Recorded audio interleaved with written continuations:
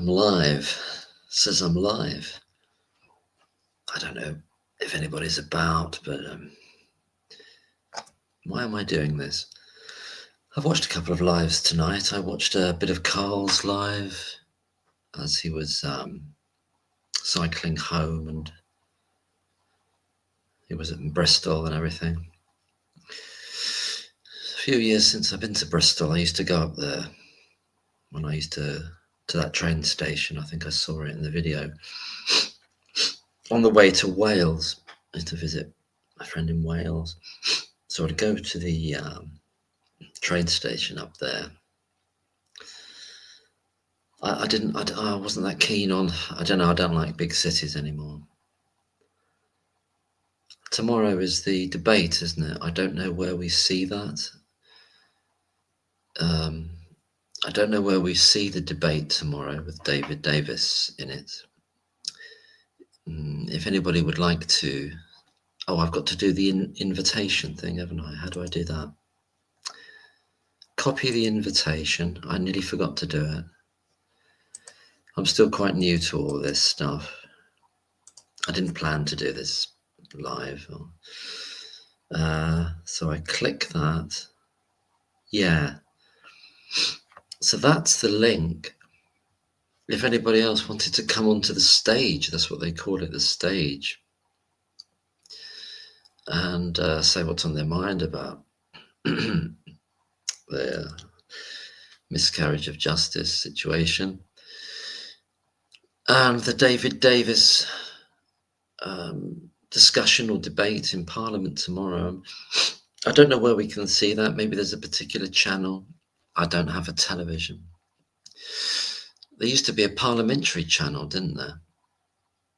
I don't know if anybody wants to speak in the chat or come on. And with this StreamYard thing, you can actually come on if you click that link that I put up there, and you can speak if you'd like to. But it might be that nobody wants to, and I'll run out of steam in a minute. But I'm interested to see what happens tomorrow, and then I'll try to look and see where we can see what the debate was, or see it at the time. I don't know, depending on what time it's on.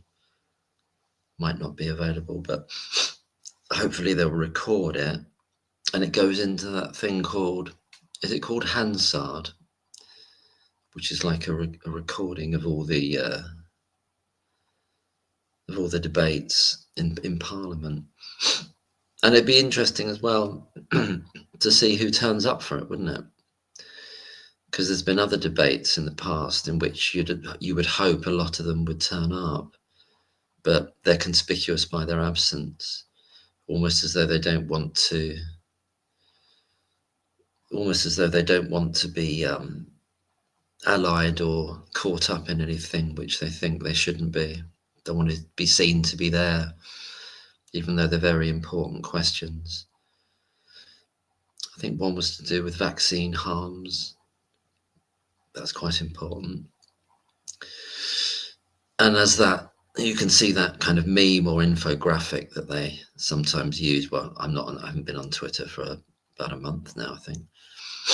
I deleted the account, but there's a kind of a meme where it shows the Parliament, and it says, something important, and the place is empty. And then it says the debate is about MPs' salaries, an increase in their salaries, and it's absolutely rammed, jammed, packed to the rafters. They're all there. And that's such an indictment. Although it's so obvious now, it's nothing to be surprised at, really, is it? That's where we are. So what was I saying before? I'll put it again. This is the link. I'm clicking on so I've just clicked, and that's the link in the chat box there. It says there are 10 people watching. Oh, hello. Hi, Trevor. The parliamentary channel is still on BBC and will cover the debate. Oh, thank you very much. I don't have a TV or a license, so I'll probably miss that. But so maybe I'll just have to wait for it to be clipped or something, or somebody put it on a YouTube video, or maybe do a kind of a truncated version of it. Oh, what time is the debate? I don't know, Jenny. Do you know Trevor? Does Trevor know, or does anyone else know what time the debate is? I guess it's in the... Do they have them in the evening, or are they usually in the daytime? They've got all those bars they can go to and restaurants, can't they, where you can get lobster thermidor for about 89 pence, because like the prices have been kept like 1970 prices. You can get a Kir Royale and a lobster thermidor for about £1.20 in all their restaurants in the Parliament. You know, because of course, because they're low paid, the MPs, they're on low salaries. They've got to be able to get their lobster cheaper. Anyway, that's beside the point, isn't it? Or is it? I don't know. No, I mean, it'd be interesting to see who turns up. The thing with these lives is you've just got to carry on talking, haven't you? Unless somebody wants to come on. I was listening to a bit of a live video of Brian Harvey, who used to be in that band He's 17. I've followed his channel for a number of years. Excuse me. I think he says a lot of very interesting things, and I think his heart's fully in it in terms of the things he looks into, and I think he's been party to being lied about and being part of that music industry in which there are a lot of quite dark secrets within it. And he's talking about the fairly recent death of Liam Payne from One Direction. Really, with the idea that, oh well, you know, was it potentially a murder rather than a suicide, and reasons for that. So I know that's another subject, but anyway, that's what I was looking at a bit earlier today. And also looking at things to do with the so-called, well, it's a kind of euphemism, isn't it? Sorry, I shouldn't probably do this when I've got a cough. It's a euphemism. Oh my gosh, there's 14 people. I'm just rabbiting. But grooming gangs, I mean, grooming, you know what they mean, but it's it's a euphemism. You know, you think of it as pet grooming and or grooming yourself in the mirror or something, but it's not that, is it? It's well, I watched Tasha's video, which I thought was really excellent as well. I've watched a few others, and nobody said much about the Friends guy that was murdered, died. Hi, Goy Division, and hi everybody in the chat, Jenny and Trevor and everybody listening. About the Friends guy that was murdered, died. Can you remind? Oh, sorry. Do you mean about the Liam Payne tragedy, really, or? Yeah, it was a good video, wasn't it, Jenny?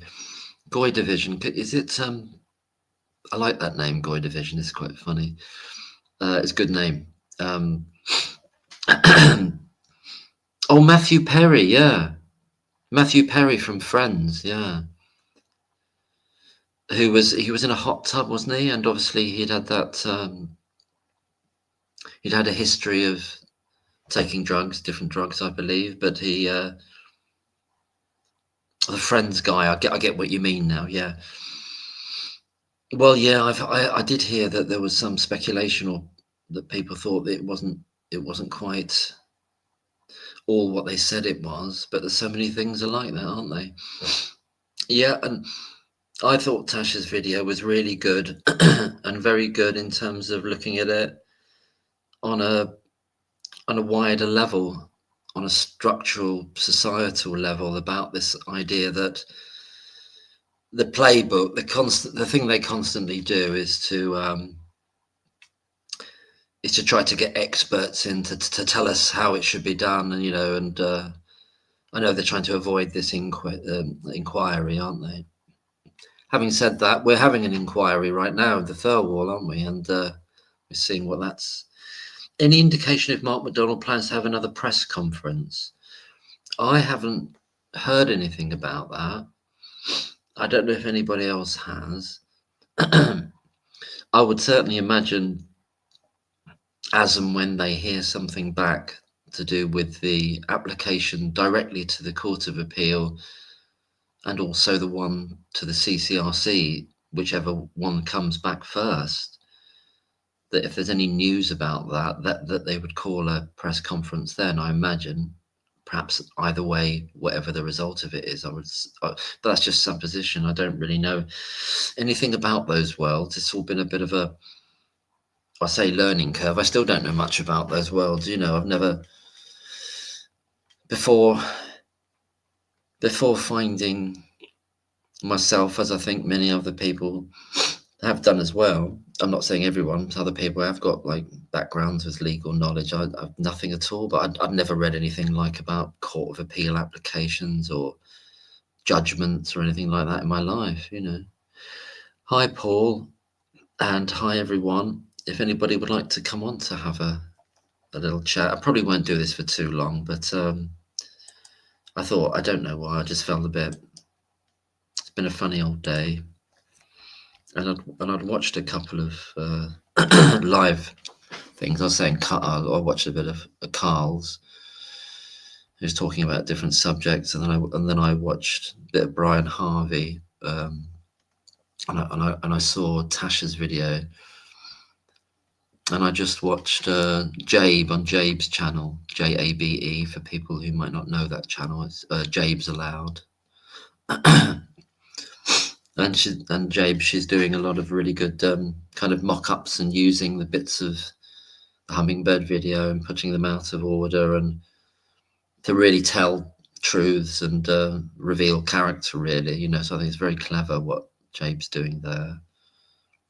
So that link that I put there, if anybody fancies it, I know I'm usually the same when I do sort of video things, but I watch lives. I kind of not lurk, but I sort of listen. I do comment now and again, but it's sometimes on these live videos where there's loads of people there, the comments are flying by so quickly. I don't know how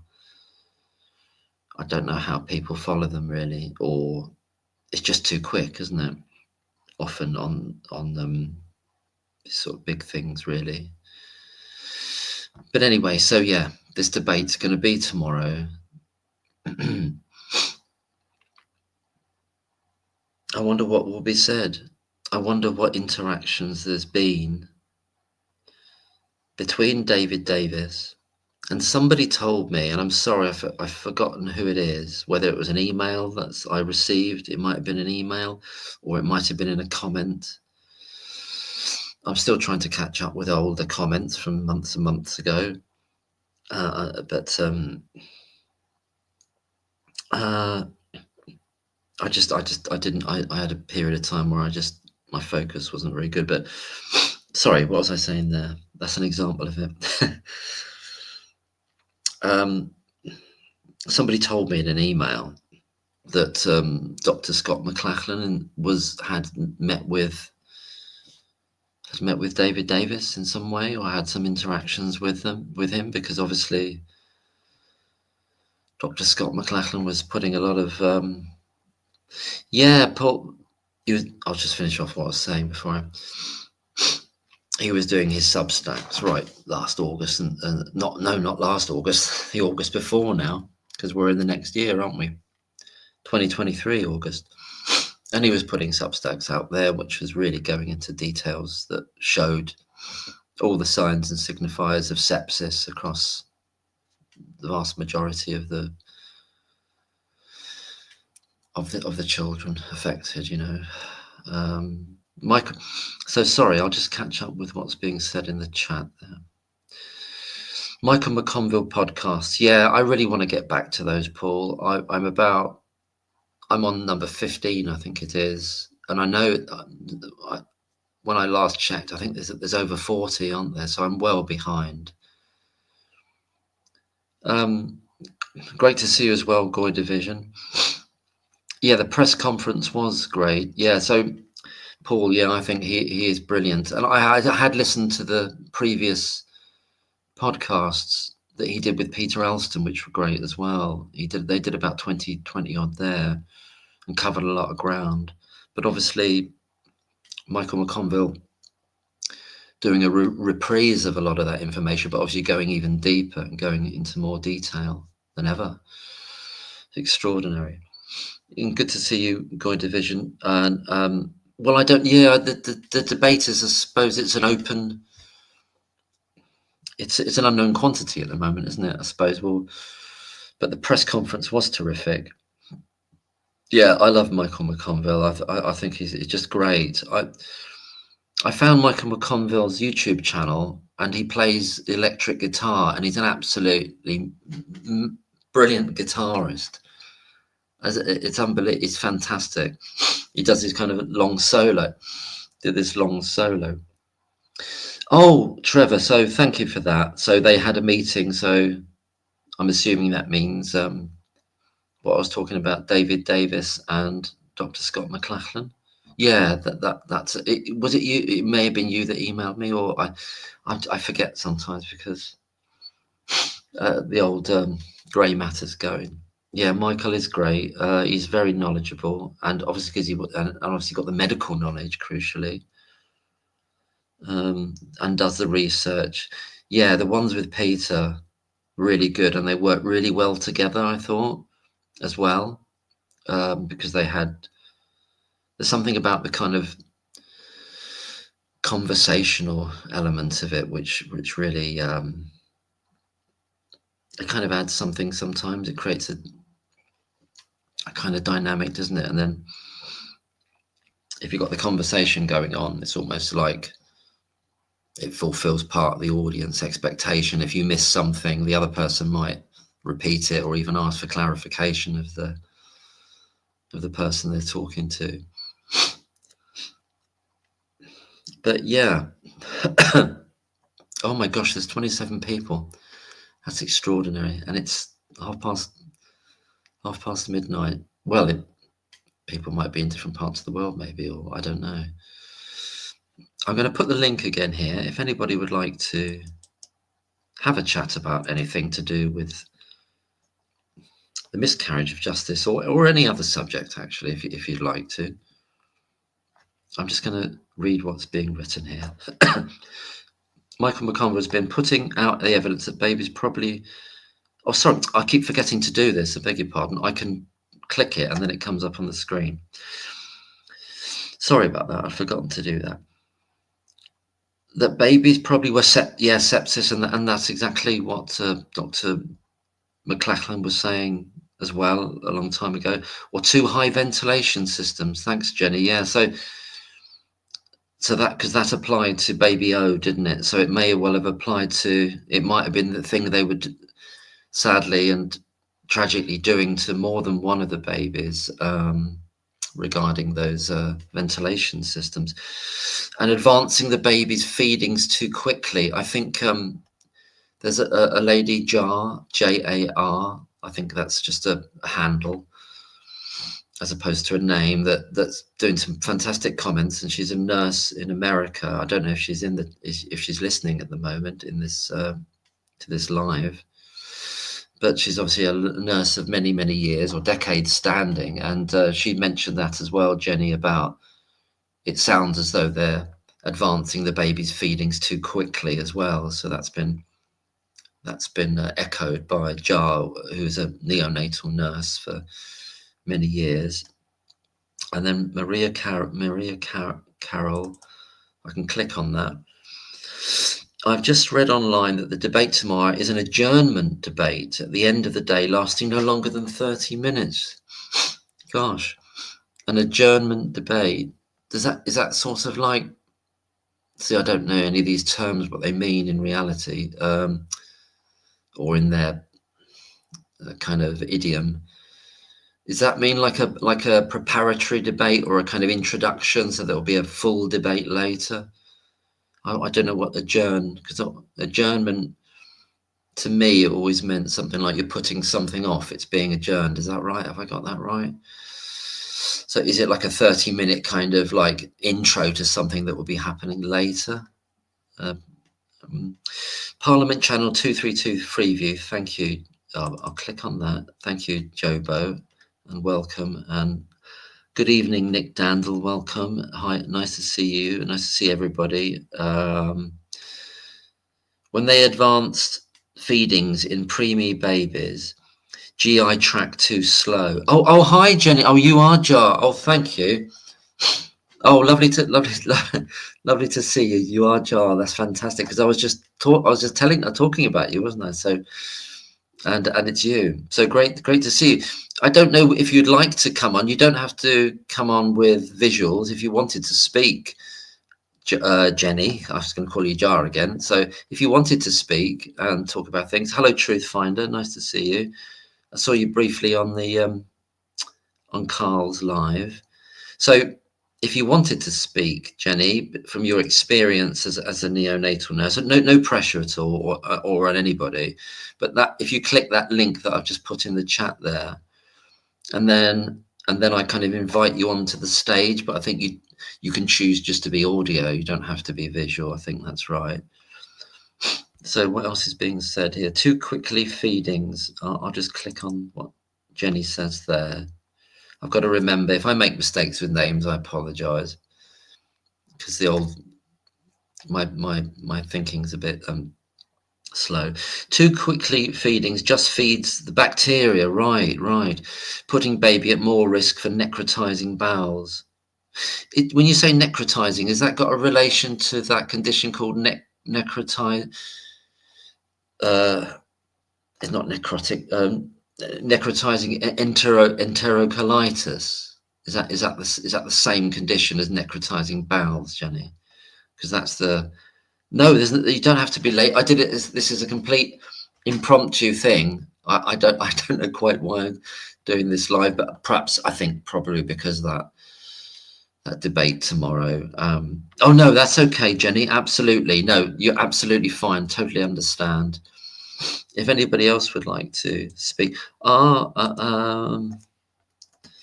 sorry if I'm missing any comments. I totally understand that. If it's an adjournment, Trevor's saying, let me click that on there. It's the last one before the Parliament pulls up stumps for the day, and there's hardly anyone there. Yeah, they're all in the bar, aren't they? All having snacks and G&T, triple G&Ts in the bar probably. Am I too cynical or what? Hello. Oh, hi. So hi, Lorna. Lovely to see you. Wonderful art Lorna does here as LDL. Yeah, I've got that, haven't I? Wonderful art, beautiful pictures of horses on Lorna's channel there. If you click on Lorna's channel, you might, I don't know if you want to put, I can't find it at the moment. I'll have to go into a different screen. Yeah, necrotizing enterocolitis. Yeah, that's something that Dr. McLachlan, hi Animist Art, and hi everybody. Sorry if I've missed anybody saying hi to. So I'll just click what Jenny says there. Did I do that right? Yeah, I did. I'm still getting used to the whole format. Jenny says also, hi Animist Art. Hi Lorna. Also, it's important to look at mum's history. Yeah, these mums were labouring in a unit covered in sewage. Gosh, yeah, that's right. Oh, hello, Glenys. Lovely to see you as well. Lovely to see everybody. Yeah, that's really important, isn't it? You know this, Jenny, do you mind me asking, because I'll just say to everyone or anyone that's just recently come in, gosh, there's 38 people. I didn't expect that. Or anybody, actually. I thought I'd be talking to myself, which is what I do most of the day. And exactly, antiphospholipid syndrome, that's one of the things, isn't it? Let me click on that. Thank you, Jenny. Do you know this issue of whether for the triplets, and I'm a completely non-medical person, but I've heard that the triplets were sharing a placenta. Sorry, I'll finish looking at the comment you made there, first of all, Jenny. The baby's placenta couldn't grow, which is a clotting syndrome. A clotting syndrome, okay. Antiphospholipid syndrome. Yeah, I'd kind of forgot. I hadn't forgotten it, but I've forgotten some of the detail around what the effects of that would be. But there was also related to the triplets, the idea that they were sharing, 3 triplets had shared a placenta, and what the effects of that meant for the vulnerability and the acuity of those babies after they were delivered. I was wondering about that as well, Jenny.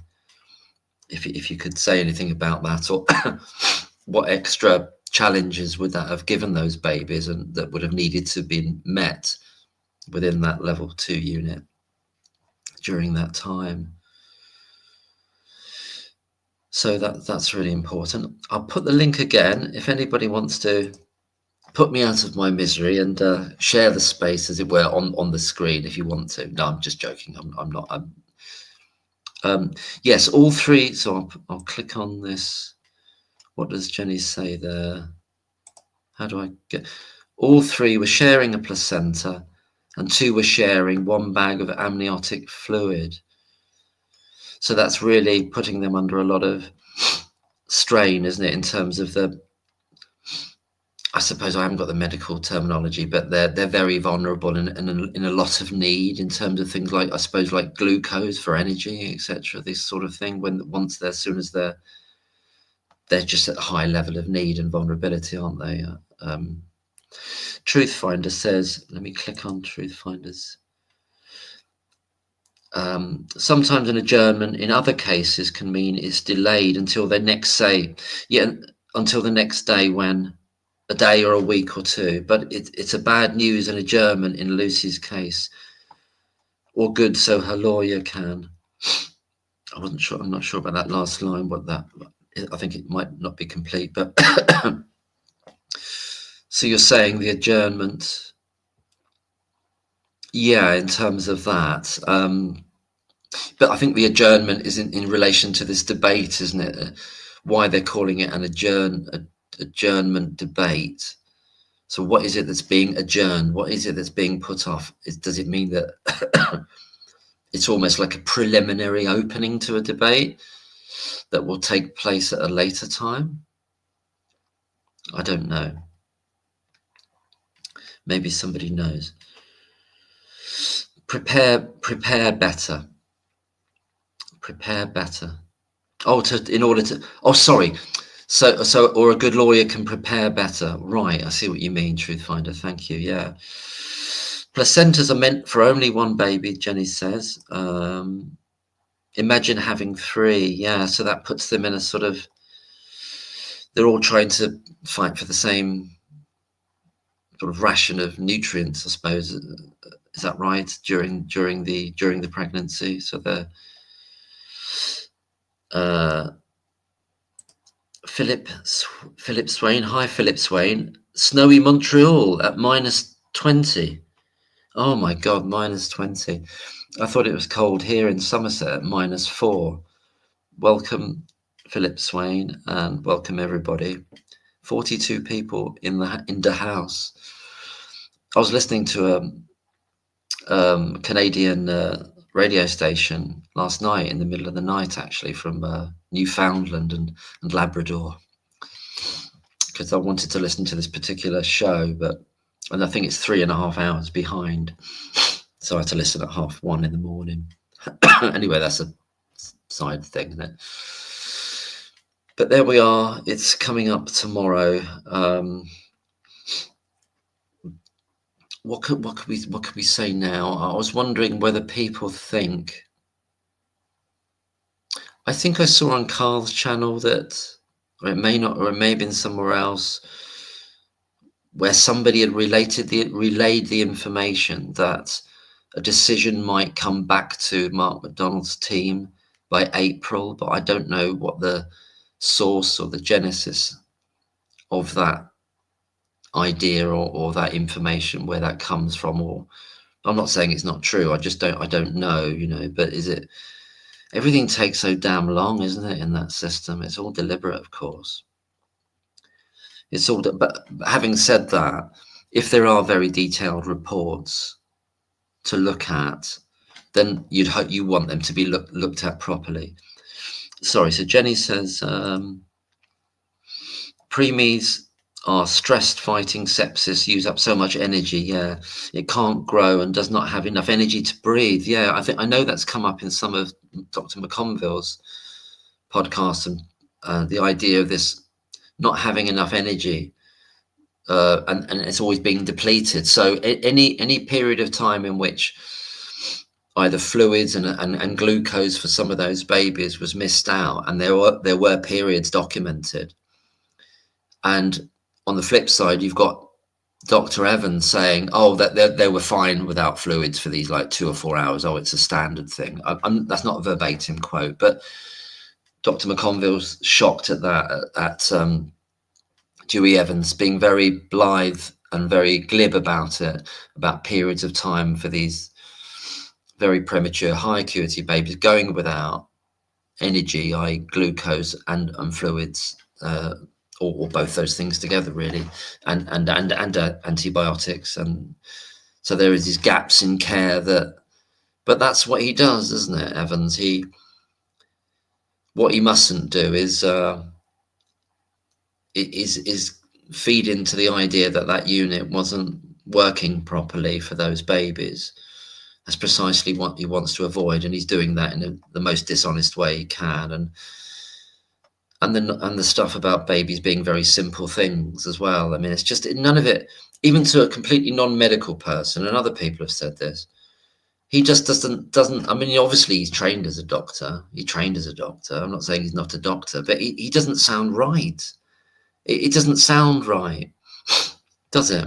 A lot of the stuff he's said at all, and I've always thought that. But anyway, it means it adjourned for the day immediately after the debate. Oh, thank you, Trevor. Right, thank you for that. So an adjournment debate, does that mean there will be a further debate the day after then, on the 9th then? Is that what that means? I'm getting a bit behind with... Identical twins and triplets share a placenta and have a lot more risks. Thanks, Paul. Of course, it wasn't mentioned at the trial. No, exactly. I mean, I don't know, because we don't have the full transcript, or really, although crime scene to sorry, I've started, so I'll finish. Crime scene to courtroom has the full obviously spent 100,000. Well, I don't know if he's saying he's got the full transcript, but seems to have huge swatches of it. But I don't know, maybe I shouldn't go down that rabbit hole. It's an energy sinkhole, really. That whole world, isn't it? Jenny says, thanks for that, Paul. Jenny says, baby D the mum had a water broke, for over 50 hours, exactly. And there were hours without antibiotics, didn't they? That's right. That's the one that kept coming up with on various podcasts and on Dr. McLachlan's Substacks of a long time ago. You know, he was checking that. He was looking at all the deficits, the gaps in care. He was looking at all the gaps in care. Dr. McLachlan was, right from last August, and doing articles about them. And it was such an awful shame that both he and Professor Norman Fenton were dropped at the last minute for the Channel 5, I think it was, documentary. That was a horrible thing, but it was very good that they then appeared on a later Sky interview. Was it Sky, or was it? I can't remember exactly where they appeared. Oh, there's this other chap who's a journalist who's got quite a large channel. They appeared doing an interview with him, so that's some benefit that they got some of their information out. Hi DMG Soul Togetherness. I love the records you play. That's DMG Soul Togetherness got a fantastic channel with beautiful soulful music, and I've listened to quite a few of those so far. And the comment is DMG Soul Togetherness. I'll say DMG for short. Hope that's all right. Do we know if any families have been prevented from speaking out? That's a great question. People have mentioned that term. What do they call it? Non-disclosure things. And there was some early talk, and this was even like late 2023, where the idea that families had been visited and told not to speak to people, but they were. And it's maybe some of this was hearsay, but there were people on Twitter who were going up to Chester who said they were going up and trying to talk to the parents. And yes, there's the danger there of potential tipping over the edge into what could be seen as harassment. But I think with goodwill, they wanted to do that. And there were certain reports coming out on Twitter, and I'm talking about now September, October 2023, in which it had been leaked out, or information had got out, that certain parents had been visited by police in a quote unquote friendly fashion. Oh, Cindy's there. I'm just going to invite Cindy on. How do I do that? Hi, Cindy. Add to stage. Hello. Oh, hi. Hello, Cindy. Nice to see you, and thank you for coming on. I might not be able to keep up with all the I'll see how it goes. I might be able to keep up with all the comments. How are you doing there? Hi, Disney Junior fan. Sorry, beg your pardon? Disney Junior fan. You're a Disney Junior fan, right? Yeah. Well, what we're doing here today, we're discussing really like the case about Lucy Letby and some miscarriage of justice. Is that something that I'm going to add somebody else to the room now, which is screen recorded too, and see how that goes. Yeah, no, that's great. I tell you, I've not come across this before, so how do I do this then? Right. How do I do that? I'm in Ariel. Oh, right. Okay. Is that screen recorded too, as well? I'm just going to go back to the chat for a minute, guys or people. Yeah, I think Cindy Polinar. I'm sorry, but I think I appreciate you coming on, but I'm just going to perhaps if you can go back to the chat. I hope you don't mind. I'm not being rude, but we're going to try and we've been talking about a particular subject, and I appreciate you being here. Thank you. Oh, Disney Junior, so that's happening there as well. Okay. Oh, that's that. I'm trying to find a way of. Oh gosh, well, I'm back in the room. I'm back in the room on my own. No, I'm not on my own. I'm with the wonderful chat. I'm talking about on this screen bit with screens. If you see, you know what I mean. You know what I mean, don't you? But that was interesting, wasn't it? And so what have people been saying? That's DMG Binny. Let's go. Let me go back and have a look at if I've missed some import. A normal birth gone wrong. Be safer at home. Yeah, baby D did not get antibiotics for 4 hours. Yeah, that's a very long time, isn't it, Jenny? And this is what, as you'll know, and other people will know, Dr. McConville has been saying that, you know, an hour is a long time. 10 minutes, half an hour, 20 minutes is a long time. But you get Dr. Evans kind of skating over these swatches of wide bits of time where essential fluids and glucose isn't being given, and it's kind of just going, oh yeah, that's all right, that's within the bounds, you know. That's the gist of what he's saying. So Paul Thompson says they're on Podbean, but understand, yeah, Spotify too. I think they are on Spotify. I'm just going to catch up with the chat then. No, there are no further debates. Thank you, Trevor. Unless the speaker grants time for another one in the future. Right. So this half an hour thing is all that they're sort of allowing, but hopefully it will be a kind of an opportunity, perhaps David Davis to, in a very consolidated way, hit the main points and maybe reiterate what was brought up and said at the press conference, Mark McDonald press conference. That's what I'm hoping, plus potentially add something else, something new. So maybe that opportunity in a way is and it will be recorded in Hansard and all that sort of thing, isn't it? And maybe get a lot of eyes on it. So maybe half an hour would be a really strong, I'm not saying it's ideal, it'd be great to have a longer time, but maybe he can get a lot across in that, David Davis, I mean, and consolidate a lot of things he's been learning and been told. I'm just catching up with, I'm multitasking, and I'm not great at multitasking. I don't know if it's a male or people, I've remembered people saying it's a male thing, they can't, but I'm not, anyway, I've got to focus on what Jenny says. Basically, the consultants work, basically the consultants weren't helping the untrained doctors who had problems intubating. Yes, absolutely. Correct vent settings, monitoring for sepsis and putting in central IV lines. That's right, isn't it? There's these examples as well of multiple. I think there was one example from memory, and I can't remember, sorry, which baby it was, of I think at least 6 attempted intubations in a row.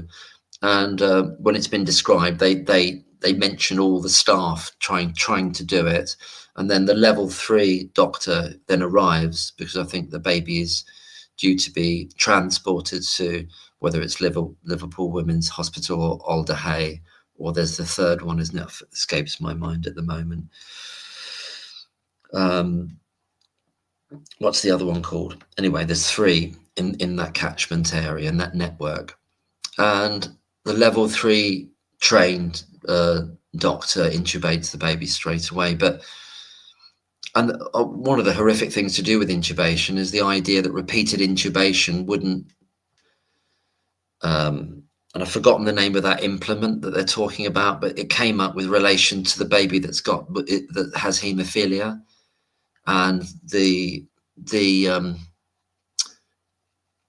hematology expert on the prosecution's side in the main trial in 2023 says she doesn't believe repeated intubations could have caused bleeding in the throat. So it's got to be intentional trauma caused by Lucy Letby, despite and doctors have said since, people who perform many intubations, that it's often the case that there will be some bleeding. And then you've also got the condition of haemophilia in that particular baby as well, isn't it?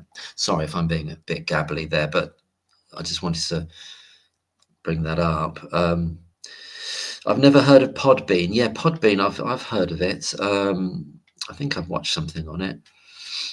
And Jenny says, now, this is great, all this information, Jenny, and great all the information that other people are saying, and it's brilliant that you're all here. I really appreciate it. The unit had a feeding advancing schedule that was meant for regular babies and not tailored to preemies, like premature babies, isn't it? And a big no-no, yeah. So if they had that schedule, then there was a disparity to the patients they were applying that schedule to. Is it that they just are we to think about that, Jenny, that they simply, how can I put this, that they didn't know that it wasn't tailored, or they didn't care, or they just thought, oh, it's good enough for them, or they just didn't have the knowledge to know that this advancing schedule is not appropriate?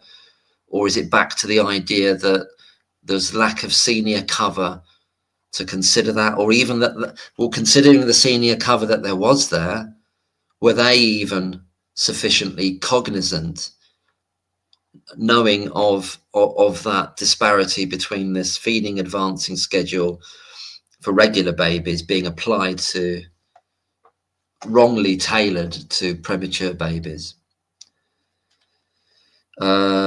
I don't know about this. That's the guy from before, Cindy. Oh yeah, Cindy. Yeah, hi Cindy, if you're still there. Keep on rocking in the free world. So that's that. Paul Thompson says I hadn't either. Somebody. Oh yeah, that's about Podbean. Yeah, it could be Trevor. Yeah.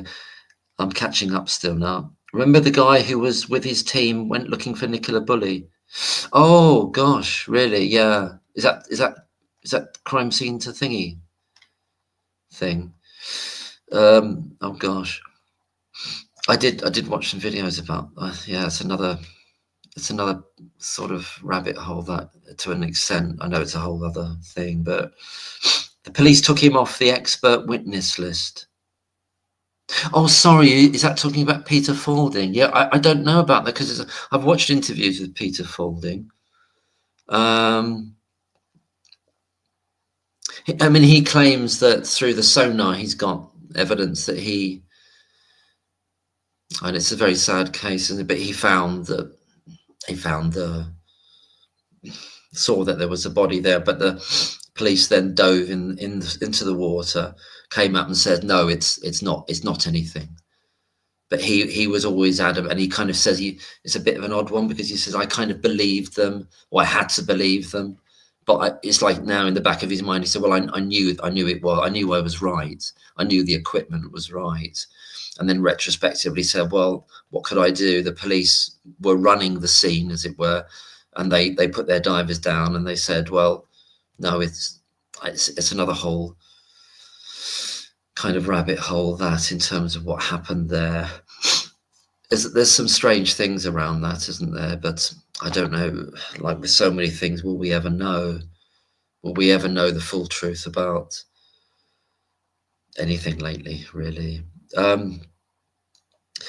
Paul Thompson says, I think sorry, I need some lockets. Remember lockets? I used to like the blackcurrant ones. I haven't seen them around, lockets, right? Honey was the honey and lemon, or just honey, lockets. Or hacks. Do you remember hacks? That's going back in my youth. We used to have hacks. I think we were in a black tube. Paul Thompson says, I think Mark McDonald says he's expecting the rest of his experts' reports by the end of the month. Fantastic. That's great. Thank you, Paul. So hopefully lots more will come from that. Yeah, well, absolutely. Well, if he's got like 50, sometimes somebody else said 50 to 60 expert working on this, because it's a massive task, isn't it? Because it's looking at, I don't know, what was the final figure? Some of the detail I'm forgetting, there's just too much, like 21 counts, were there originally 21, 22 counts on the charge sheet. And so they've got to look at every aspect of those in a way, and then look at medical reasons for it, the actual explanation of what had happened there, for all that. Hello, Sonia. I thought this was a psyop in order to frighten all the NHS workers. I have heard that said. I personally don't. I mean, I think it's tricky, that one. I mean, it certainly will have so many effects, and has had many effects, wasn't it? There was an article in the newspaper saying that nurses in working in neonatal units, they were struggling getting them, and some people were leaving.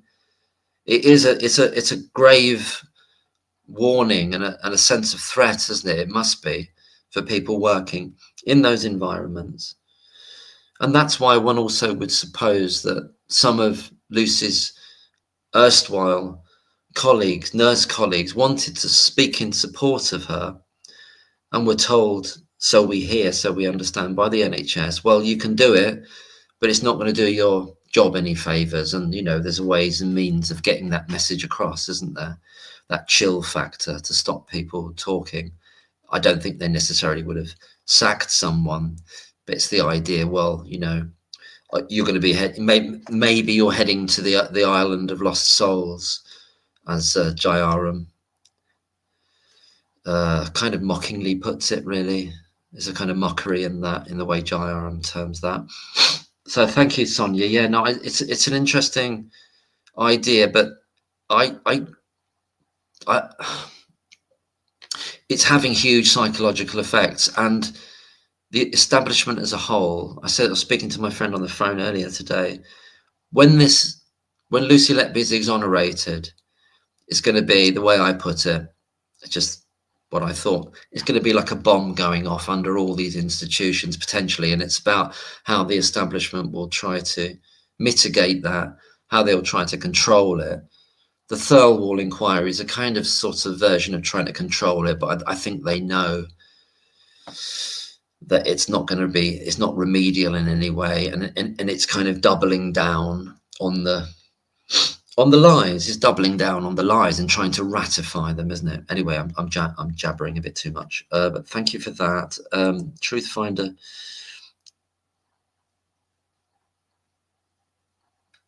Matthew. Oh, was that Matthew Perry? Is that talking about Matthew Perry? Yeah. Hi, Maria Carroll.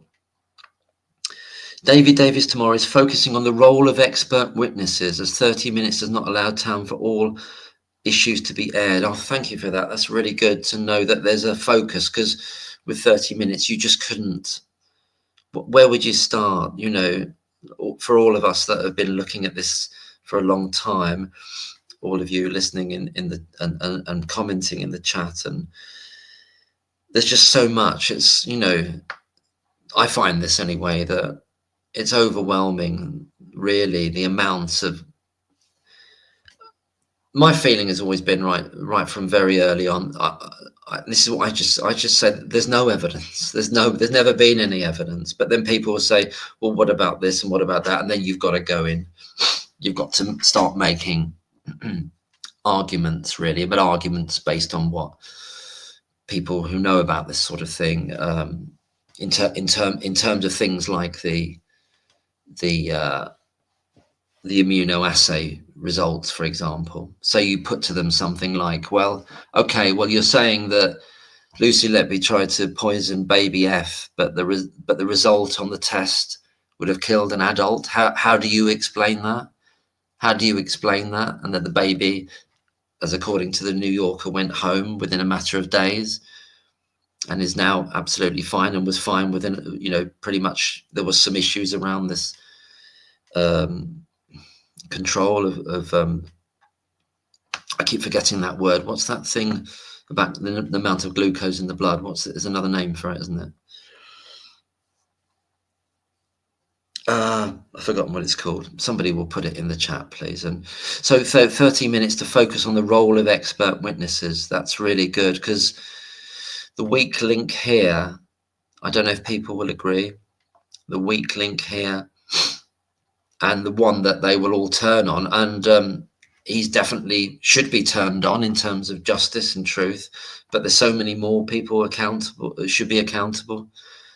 In other words, if they're going to make it the result of one person, and he is the fulcrum of it, is Evans, but it's not just Evans. It's about those consultants. It's about the trust as a whole, and perhaps the NHS as a whole, and obviously the police and CPS and criminal justice system. So that system will do a damage limitation, I imagine. I don't know if other people suspect that as well. Truth Finder says, why would they want to frighten those NHS workers? Well, some people have said I've heard people arguing the idea that it's part of the deconstruction of the NHS in some way, or just like an attack on it in some way to kind of weaken it. I've also heard people talking about that another potential ramification of it is an attack on the right to jury trials as well.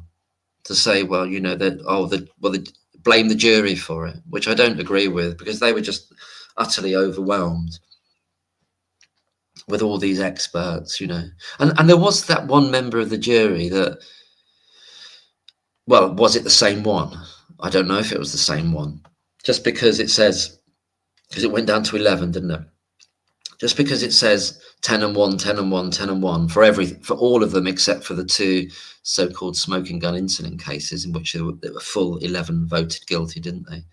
And I know there were cases where they couldn't reach. I'm talking about where there was a decision made, not where they couldn't reach one. And there was one not guilty. I don't know whether that one person was the same one person. You could infer that it might be. So it's someone that believed, that voted guilty for the 2 incident cases, if it just was that same person, and voted not guilty for all the others, which is an extraordinary thing. Don't know where we take that, but it just shows the kind of vagaries of juries and how groups of people operate. Jenny says, baby C is a super preemie baby, yeah, and wasn't seen until day 3 by Dr. Gibbs and died on day 4. So that's extraordinary, isn't it? So the fact that the baby is super preemie, super premature, I think really means that that baby should have been in a level 3 unit. I don't know if you'd agree with that, Jenny, based on everything we've learned. Should have been there, or should have found a way to be transported there as soon as possible. Because I realise that sometimes the baby might be born in a location where because it's happening, so then they have to arrange transport for it. But it shouldn't have stayed in especially not in the Countess of Chester Hospital with the state it was in. But it shouldn't have stayed in a level 2 unit per se anyway. But the fact there wasn't that consultant overview until day 3 is just, it's alarming. I know I'm getting a bit behind on the chat, but it's alarming, isn't it? I mean, it's, so there can't be a proper assessment done. So that's just being left to junior doctors and the nurses, and so there's this complete absence of senior cover, and they don't seem to think that they're culpable for that. Well, we know once they brought it down to here's the irony, isn't it? Irony of ironies, that once they brought it down to a level 1 unit, they started doing, and this is a level 1 unit, started doing consultant ward rounds every day. So that kind of shows the extent of the deficit that was there before, that they would consider it was necessary to do it at a level 1 unit. And as for the mortality stats, during that period of time, during the indictment period, before and after, I've got no idea what to believe about them, as I did in the 2 videos I did. And the information I got from a very kind person who sent me information from the BBC, which was a response to a complaint about Panorama, which related to the Freedom of Information request from 2018. Anyway, I see a bit of a normie despite all this adventures. Oh, right, yeah. Well, I feel lots will come out. Yeah, a lot will come out. I think a lot will come out. That's right. In the other reports, absolutely. Gosh, we don't know, do we? And moreover, the parents don't know. But what on earth? Perhaps I shouldn't be too directed, but it's a matter of public record now, isn't it? But parents of the baby that was spoken about, the parents of baby O, there's no point in me being shy to say it because it's a matter of public record now. Surely they would be wanting to know, I mean, what would they be feeling? They must be put in an awful turmoil by hearing that, and in the sense that, well, what do they do with that information now? How can they? But you would hope as well, perhaps they would want to. They would want full validation from the hospital then, or is the hospital going to tell them, or the police, or someone going to tell them, no, Mark McDonald's experts are wrong. You can't trust that. It was a murder.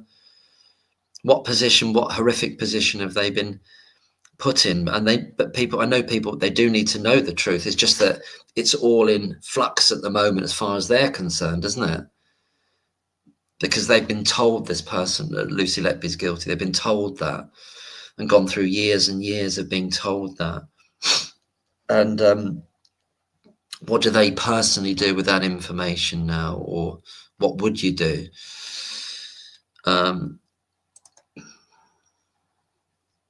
Sonia says, so they will inject people with poison or else not get their wages. Yeah, I mean, that's another whole subject that's I'm very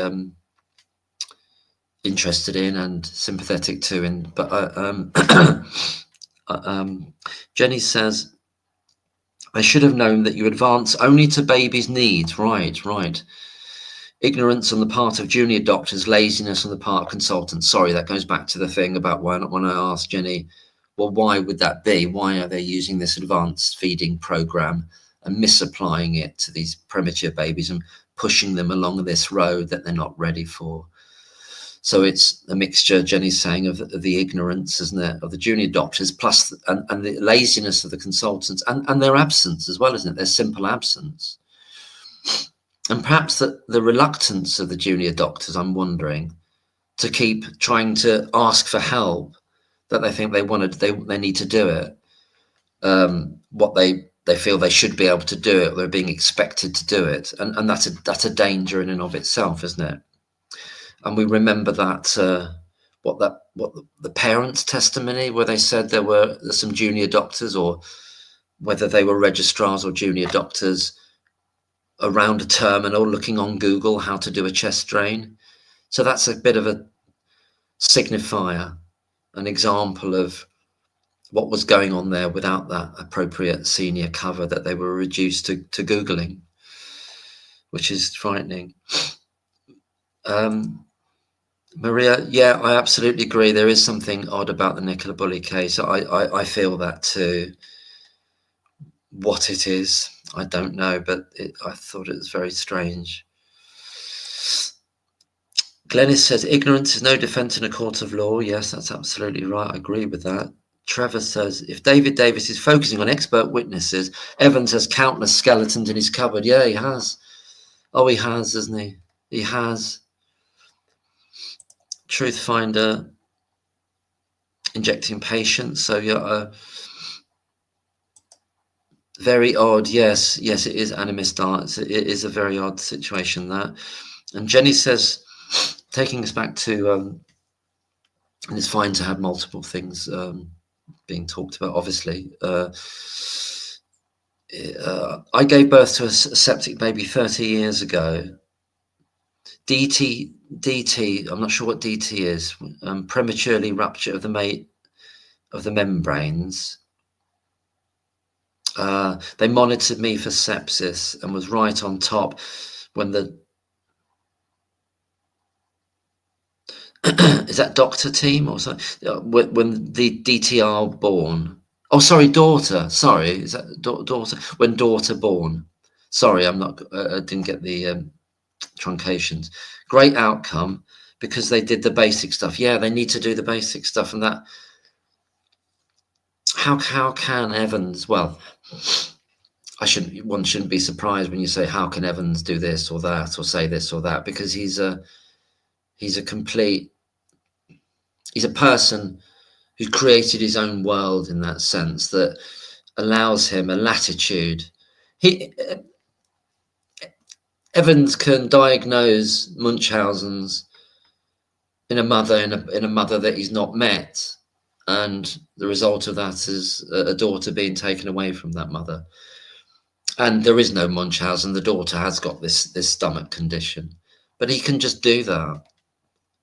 It's that level of arrogance which you see in, is it David or whatever his first name is, Southall and Meadow, and no doubt others out there.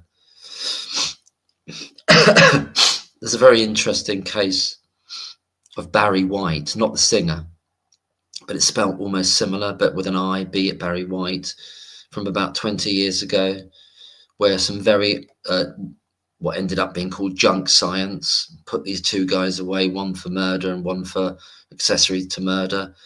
And it took quite a number of years of that organisation, originally started as Rough Justice and then became Inside Justice. It's an organisation that a number of people wrote to quite early on or back in 2023 to get them on board. I've forgotten the name of one of them, the founder of that. She's absolutely brilliant. But in this Barry White case, there's a prosecution expert who just puts this absolute junk science that ensures that people are convicted of this murder that they didn't do it. It was somebody else. That in this case there was a crime, as opposed to in Lucy Letby there are no murders at all. But in the Barry White case, they put the wrong people in prison, and they let the actual murderer free, and then nobody knows who he is because the police did the tunnel vision on these two men, and they're backed up by this junk science. Which was to do with a science. I can't remember his exact discipline, but it ended up being, you've got a lighter. When a lighter and it's got a flint in it, and you click the lighter, and there's tiny little bits of flint spark out and land in the cab of this van. And this expert for the prosecution says, I don't want to spoil the whole story, but basically he says he can identify this to this particular person. And it takes years and years and years of inside justice and campaigning, getting other experts to fight this nonsense. It takes years to fight this nonsense, to say that those bits of flint, they're generic. They're the same for every lighter, and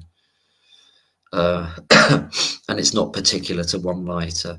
And it's so obvious afterwards, but you have to spend this enormous amount of superhuman effort and time and money and research in order to combat crap science and nutters, basically, like Evans.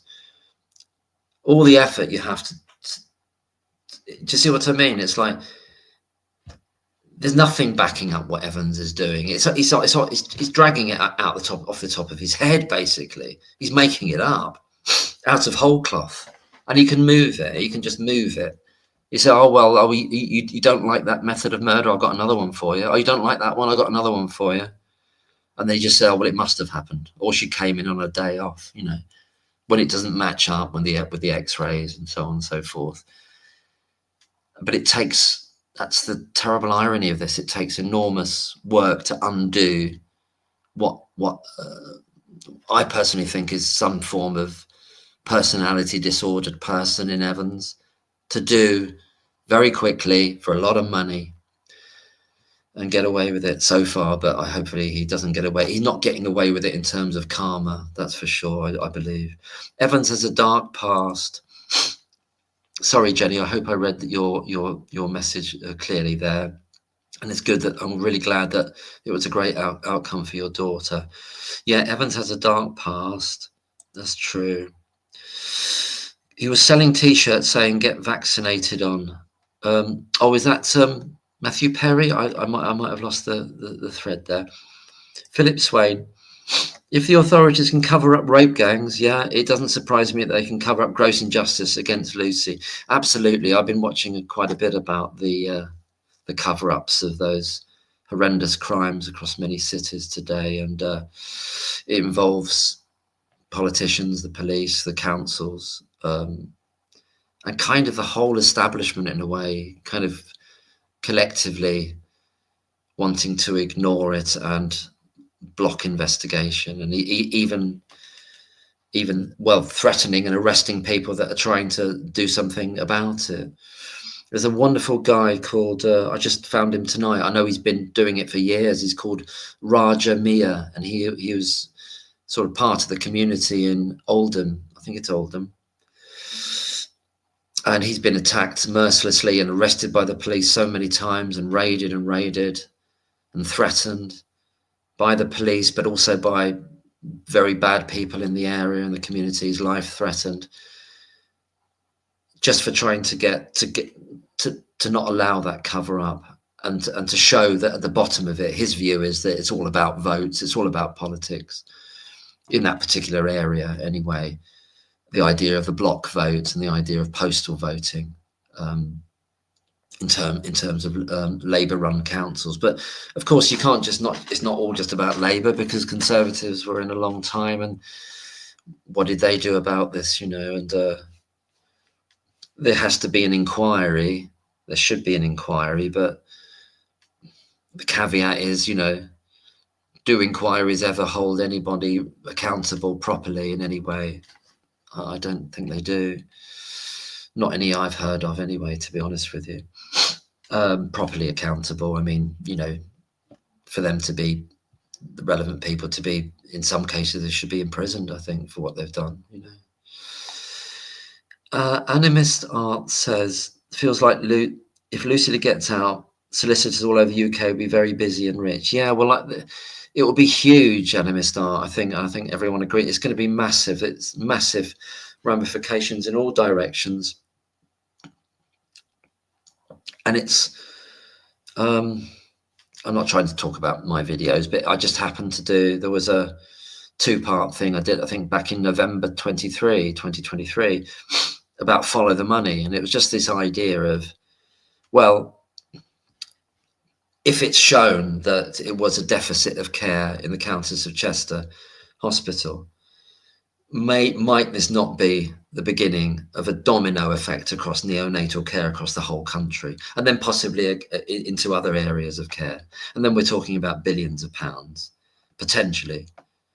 It's a kind of a small fire that sets a forest on fire, you know, in terms of it reaching potentially many hundreds of medical negligence cases once it begins to be well known and precedents are set, shall we say. Sonia White, the NHS worker is subject to so much conditioning.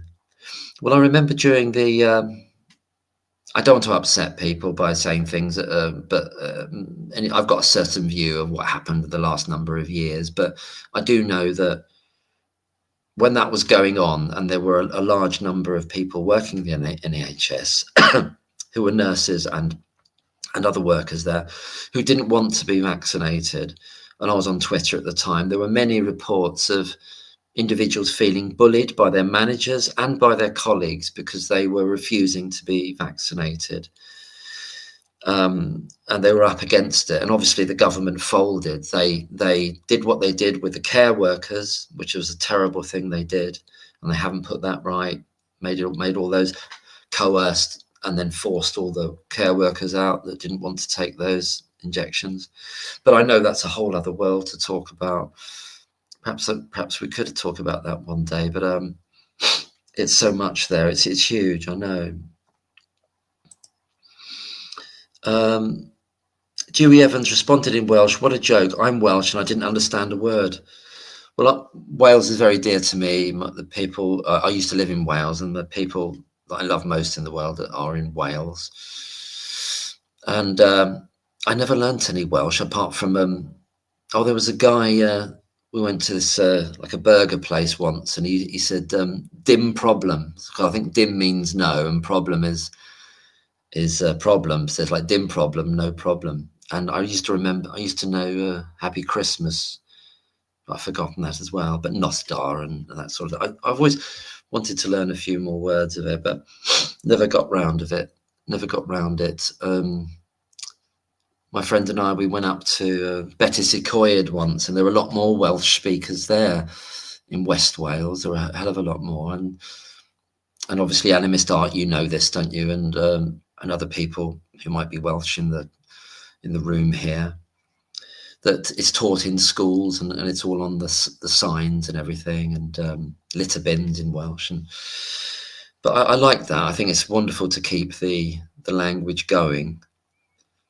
I was always, you know, I think some people said to me when I started putting on a probably quite dubious Welsh accent that I was having a go at Welsh, but it's nothing to do with that at all, you know, in the same way that I'm not doing that to people with a northern accent or a kind of posh accent with that thing with that ACMR track with the deluded thing that I did, you know, to Jairam. He's got that kind of RP soft accent, hasn't he? I'm not deluded. He is bloody deluded. Well, no, that's not actually accurate, is it? He's not deluded. It's with full foreknowledge. Anyway, I just rabbit in too much, don't I? Truthfinder says, "Are there any comments held for review?" On this chat here, I don't hold any comments for review, and I don't hold any comments for review when I do videos. because you can choose when you do a video. You can have like a basic level or hold all comments, and I don't hold any. What I have done actually, and this is after a long period of doing these videos and having somebody like there's that individual, don't stand in the park, and I had enough of them actually, because they're not making points, are they? They're just there to purely as a trolling thing, just trying to wind people up. And I just thought in the end, no, sod it. I had this idealistic view. Oh, I'm not gonna stop anybody comment. They can all say what they want, but that's just an irritant, and there's no purpose behind what they were doing whatsoever other than to attack. Although having said no, I won't say that. I'll leave that for a minute. So no, there's nothing held for review. Truth Finder says, God, I'm getting well behind now. I don't know how the people do lives. They probably don't respond to every comment, do they? Because it's hard to keep up. But I love these comments, and I really appreciate them all. Google Gemma O'Doherty, Axel Rukabana, BitChute. I watch Gemma O'Doherty's channel quite a lot on BitChute, Truth Finder. I think she does. She's looking at a case about a chap called Aaron Brady, who both her father and the father of Aaron Brady believe that I think they're called the An Garda Síochána, which is the Irish police, An Garda Síochána, which I think means the security police, doesn't it? Or the security guards. It's their police force. Basically have framed, if you will, or just chosen somebody to take the rap for a murder of a Garda, of a policeman. And he's in prison now for potentially 40 years. And I've listened to a lot of the father's videos about that. I think it's another one of those ones where they've just got somebody for a crime because they can, and probably to cover up other things about who actually killed this officer. But that, again, that's another whole world. And Gemma O'Doherty has been very strong in supporting the father and trying to get justice for Aaron Brady, who's in prison now in Ireland. Sonia White says, the NHS workers at Derryford were all given a taxi back home due to non-existent riots in Plymouth. Gosh. Oh, that was at the time when they were talking about I remember that there was going to be there was all this talk about, there's going to be 400 riots planned or 400 massive far right marches planned, and then nobody turned up except some counter protesters.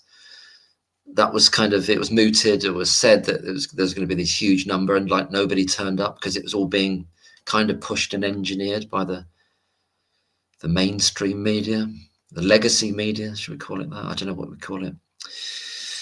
Truth Finder says, at the top left where it says live chat, does it say top messages underneath? 3 lines. Click all. Oh, that's a bit of interaction. She blocked me years ago. Airhead megalomaniac. I don't know who that's about. Most of the babies should have been level 3. Yeah. Oh, thank you, Jenny. Yeah, that's what I was thinking too. And I know Dr. McConville believes that, doesn't he? And lots of other commentators with medical knowledge, such as yourself, Jenny, and neonatal knowledge, and Dr. McLachlan does, and other people I've heard talk about it en route. A lot of them should have been in a level 3 unit. The medical negligence will come out, Glenys said. Yes, well, it has, and it came out with such a potent, powerful explosion, really, and it was quite horrific. I think I was listening to it on Carl's channel when, because he was doing a live broadcast of it, and it was on the television. And then I watched it as well. It's just it was shocking, wasn't it? The details that came out there. I think a lot of people were shocked, and it's got to make you wonder. What is Dr. Brearley doing now, thinking now? What are his colleagues thinking now? What are the parents thinking now that have babies in that hospital, knowing that he's there? So that it's opened up so many aspects, hasn't it, really? Very, very serious aspects as to his competence but much more than that, the fact that if Dr. Taylor is right, I'm not saying he is not right, I'm saying if he's right, that Brearley has done that knowingly, and knowingly he has allowed somebody to be convicted of murder of that child, knowing that it's his medical error that caused the death. The stuff the prosecution kept from the defence and jury, yeah. There's the element of what the prosecution willingly kept from the defence, and also I wonder there's elements of what the defence should have proactively looked for. So an example of that would be, what did the defence fall down in not proactively finding out about Pseudomonas aeruginosa? I think I mentioned this in a video. Or was it deliberately, actively kept from them by the NHS, by that trust? Because I think it should have been incumbent on the defence to ask about risks of pathogens on that ward, and then they should have been told that information. If they were given that information and they didn't raise it as part of Lucy Letby's defence for the jury to hear, then that's another aspect of negligence in that defence, I think, isn't it? That's what I believe. I don't know what anybody else thinks. Sorry if I'm a bit behind here. Trevor Chappell says, Lucy being told she had to accept the insulin tests were accurate meant the jury believed that there was a poisoner. Yeah. Lucy was not qualified to make an assessment on the tests. Absolutely. It was an absolute railroading of someone.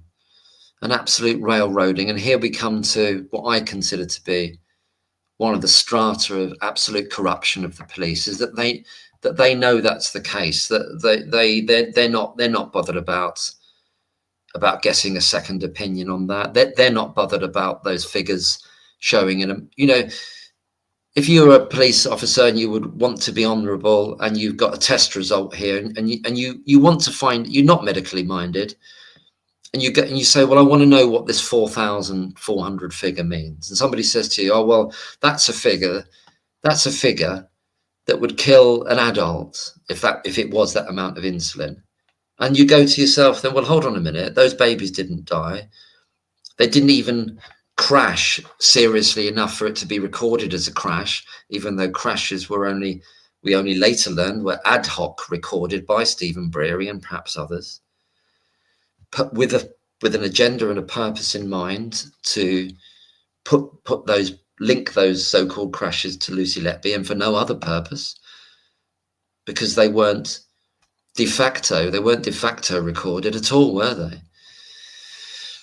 Anyway, so yeah, absolutely, Trevor. And Glennis says,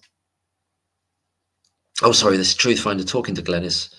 Slater and Gordon have been representing the parents. Yeah, they were then. I wonder what their relationship is now. Is there still any connection between them?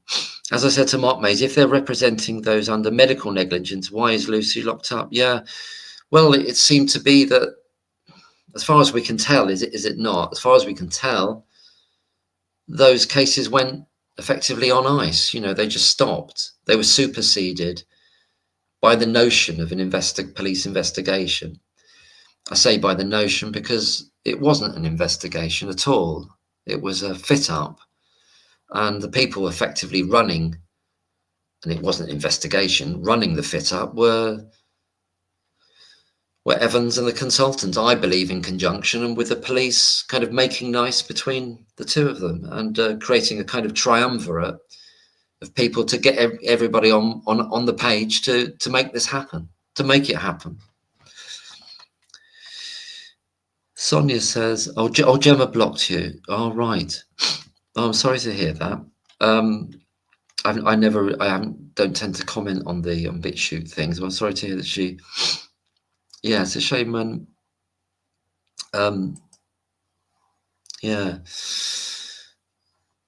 Jenny says, consultants probably let it be known that they don't like being called. Yeah, that we heard very early on. There was this thing going around very early on when Science on Trial was a thing. I think it's not there anymore, sadly. I don't know if I've not looked at the website for a long time, but there was a lot going on with that, and there were Zoom meetings going on back in the autumn of 2023.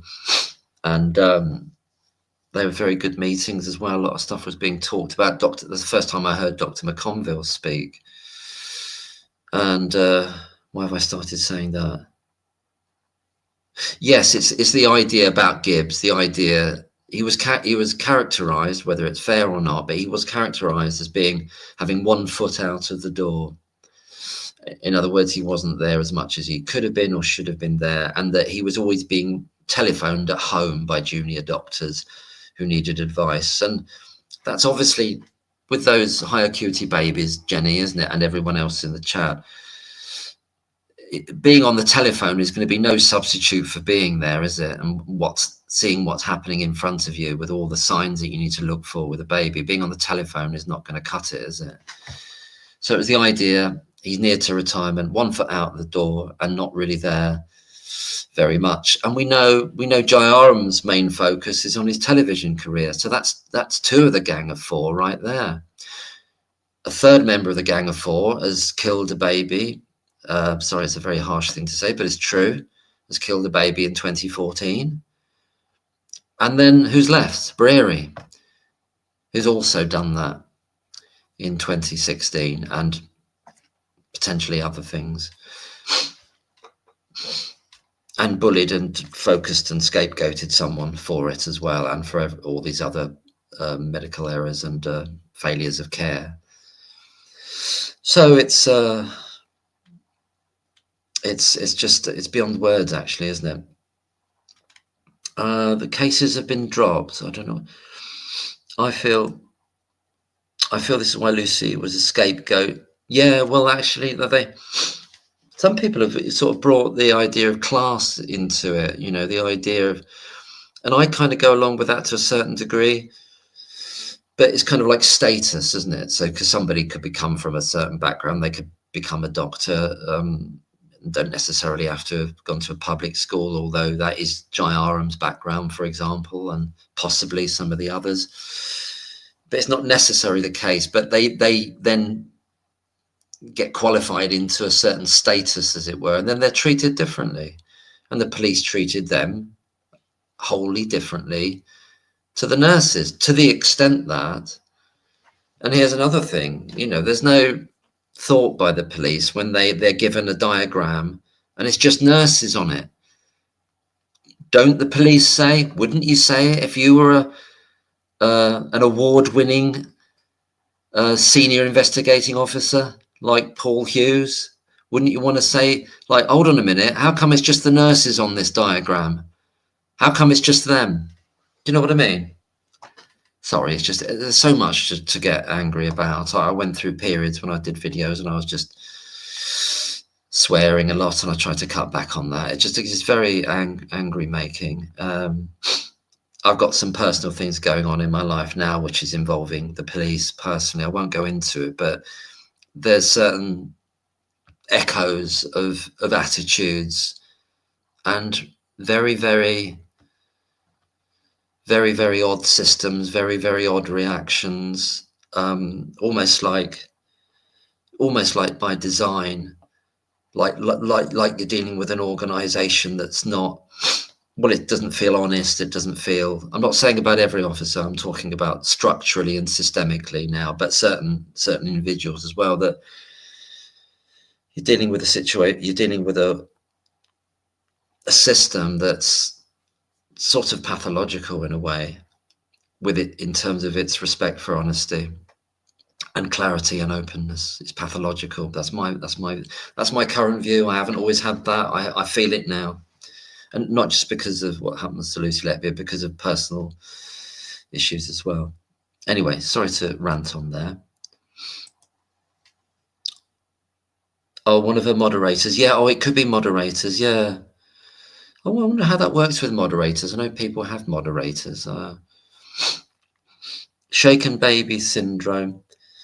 Yeah, the sort of the awful, terrible, what they did to Sally Clark, isn't it? And others. I can't remember all the names now. I used to remember them all, but I can't remember. But there was a number. But Sally Clark, particularly tragic in the sense that, as other people have said and commenters have said, that I think she had passed away within 6 months of being released from prison. They destroyed her. They as good as murdered her. Destroyed her. And she was a solicitor, I believe, as well. So it shows actually that she was a solicitor. I don't know what her husband was, but they were professional people. So it shows that it can happen. It can happen to people in all different sort of backgrounds and statuses. But in terms of investigating this, they really obviously deferred to the doctors, and then yeah, come on, doctors, can you give us a list of all the nurses, please? Well, obviously we're not going to expect you've done anything wrong. Can we just have the nurses listed there? Thanks. That's the police, you know. Jenny says, when Lucy on trial, she'd already endured years of gaslighting and torture. Absolutely. In prison for 2 years, was on medication for anxiety, PTSD, and Medicaid, not psychologically fit to stand trial. Absolutely. See, so the trial starts in 2022, doesn't it? In late 2022. It's a 10-month trial, isn't it? At that point, from the beginning of the real attack on her and the persecution of Lucy Letby, that's starting in mid-2015, if not before, in terms of the sort of theory or idea, not that I had it, but other people might consider it as well, that maybe something happened after the death of baby Noah with regards to Dr. B, and that created the enmity between Dr. B, or rather the idea that Dr. B didn't like Lucy, which is something that Lucy is said to have said. And that's happened, and that's running all through that period of time. That's a kind of open wound in terms of that whole unit all through that period of time, because that inquest wouldn't have happened straight away into baby Noah, who sadly passed away due to a medical error by Dr. B and the doctor she was supervising in 2014. So when these other deaths start happening because of medical error and medical deficits of that unit, in the mix as well is the idea that one of those doctors, the one that is said not to have liked Lucy Letby, is also dealing with an inquest about to come up or coming up in which she's party to causing death through medical negligence and ignoring what these machines are saying as well and not looking at the x-rays. So, but she's fine to stay on. And that's a point that came up in one of John Sweeney's articles. I think it's Karen Reese or one of the other nursing managers. I mixed them up, the names. Karen Reese or Alison Kelly or Karen Reese. It's kind of an internal memo in which they say, maybe Karen Reese, where she goes, oh, Brearley, or they're expecting us just to remove Lucy or Lucy Letby, just based on a hunch or just based on nothing, essentially. But they've got a doctor there and they mean Dr. B, but there's a doctor who's killed a baby, and they all know that. That nursing management team knows that. And they can see the disparity, can't they?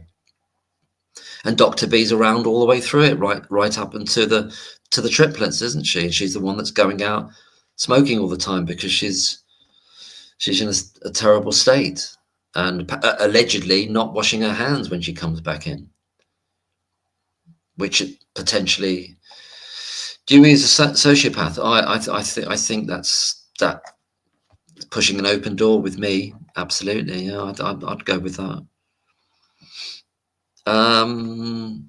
Glennis says psychopath. Soz, yeah, well, yeah, I never know the difference. I know there is meant to be a difference, sociopath and psychopath. The trial was delayed for a week because Lucy was so upset. Gosh, really? Yeah.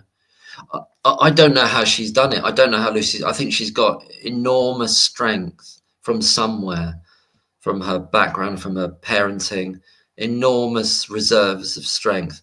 I wouldn't have been able to do it. I would have been, I don't know what I would have done. I just wouldn't, I would have collapsed or I'd have been raving at the, and she's just got enormous dignity and strength.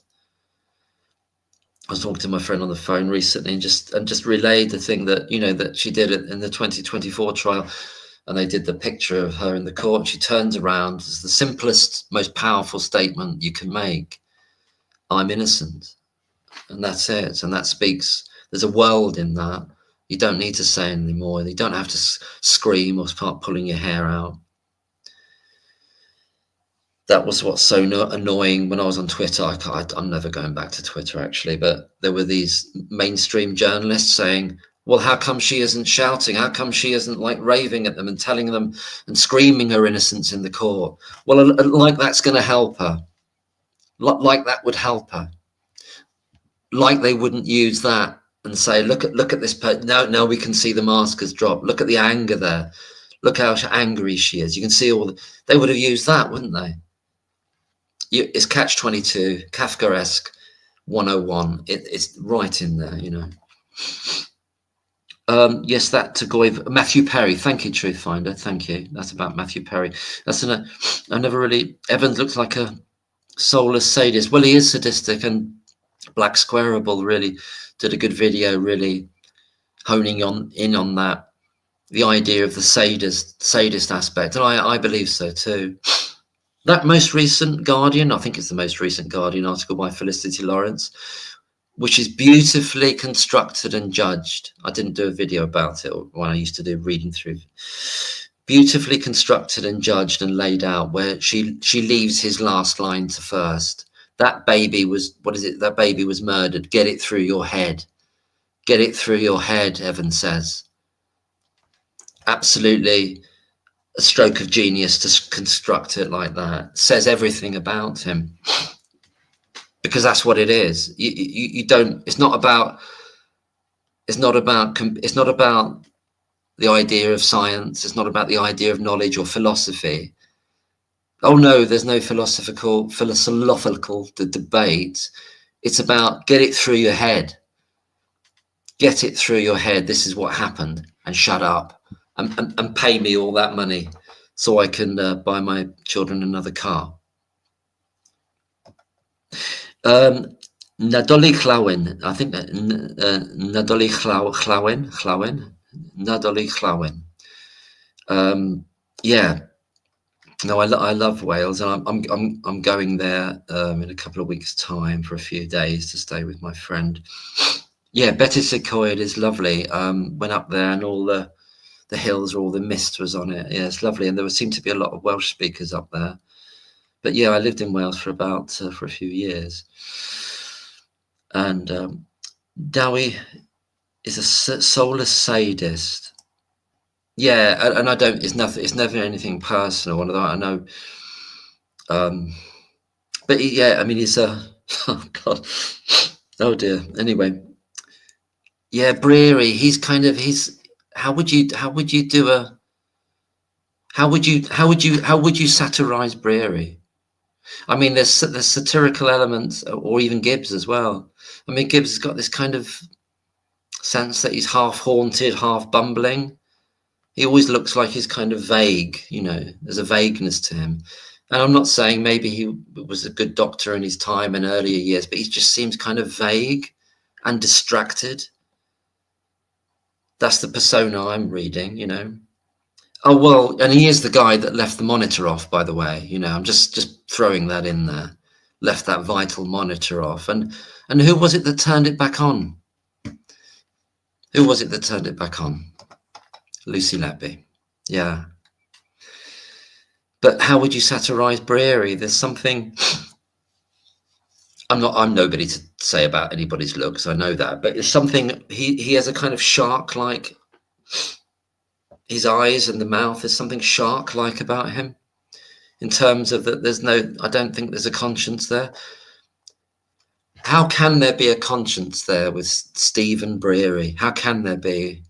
And if Dr. Taylor's right, that he absolutely he knew right well that he'd caused the death of Baby O, and he knows that Lucy Letby is in a whole life tariff for that being one of the murders, and that one of the deaths, and it was reframed falsely, wrongly as a murder.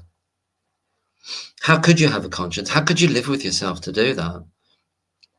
But that's the stakes of it now, isn't it? They'll lose everything, won't they? Jayaram, Brearley, Dr. B. Gibbs is retired. He's kind of melted away anyway, isn't he? But it will still have a social effect, wouldn't it, on his life? It will still have. But what are they feeling out of their conscience? I suggest very little, if anything. And it's all about, oh my God, when now? When this is overturned, I'm done. I'm toast. And that's it. It's happened in a massive way already with the press conference, Mark McDonald.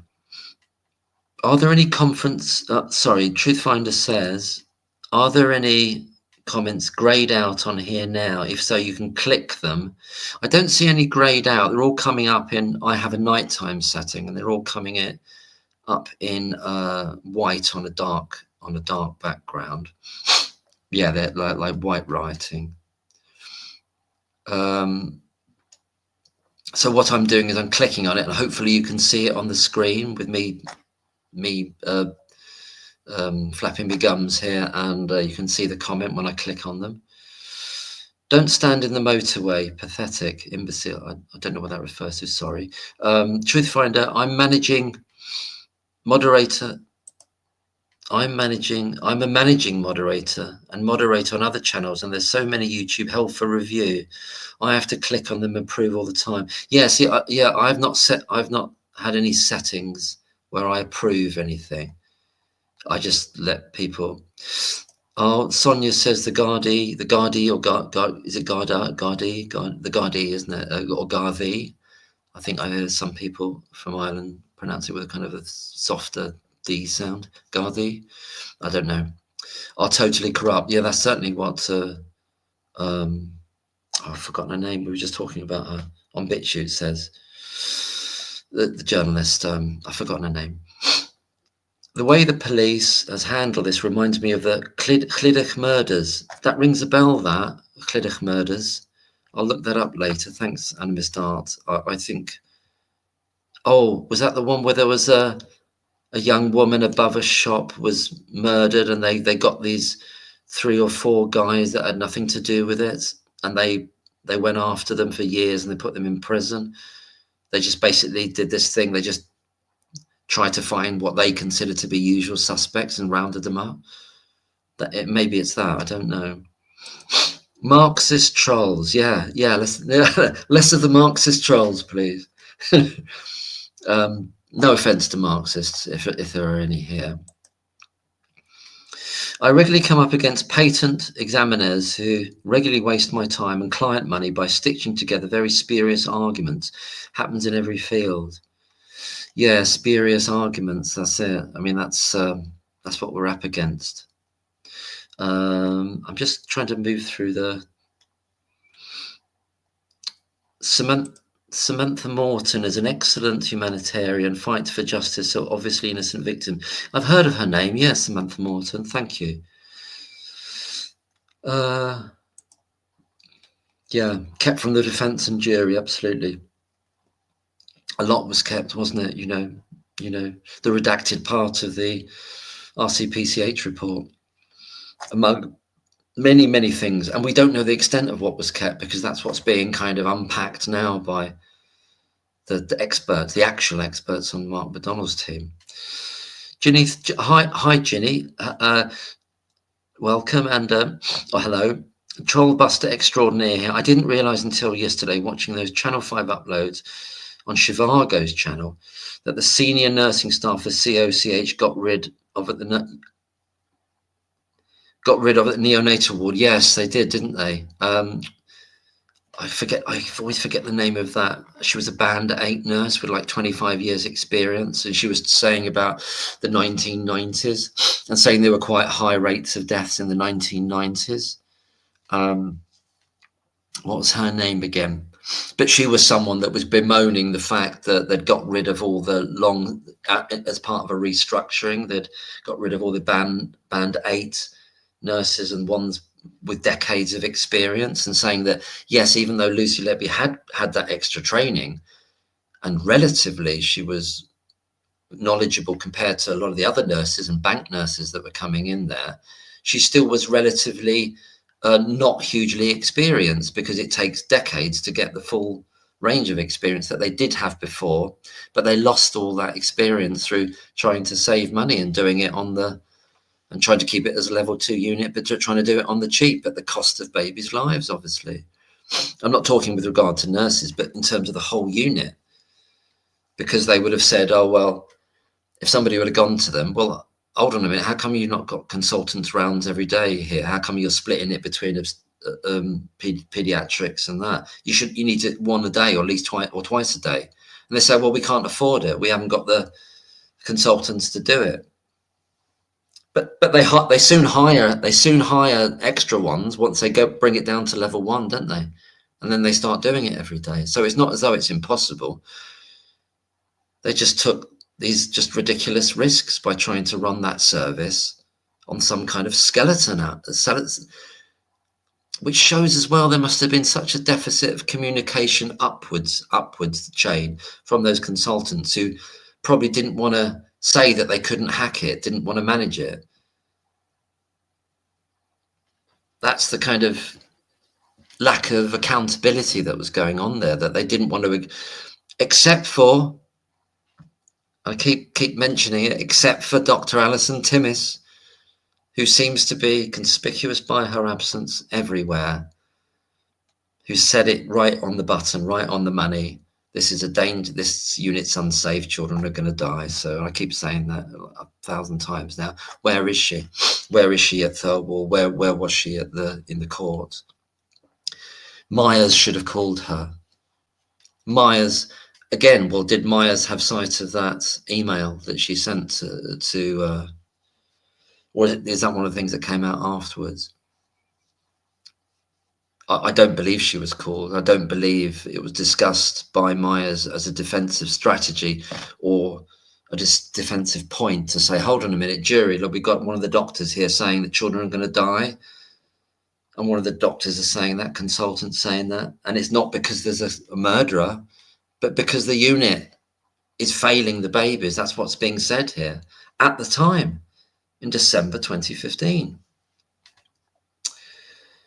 Oh, God.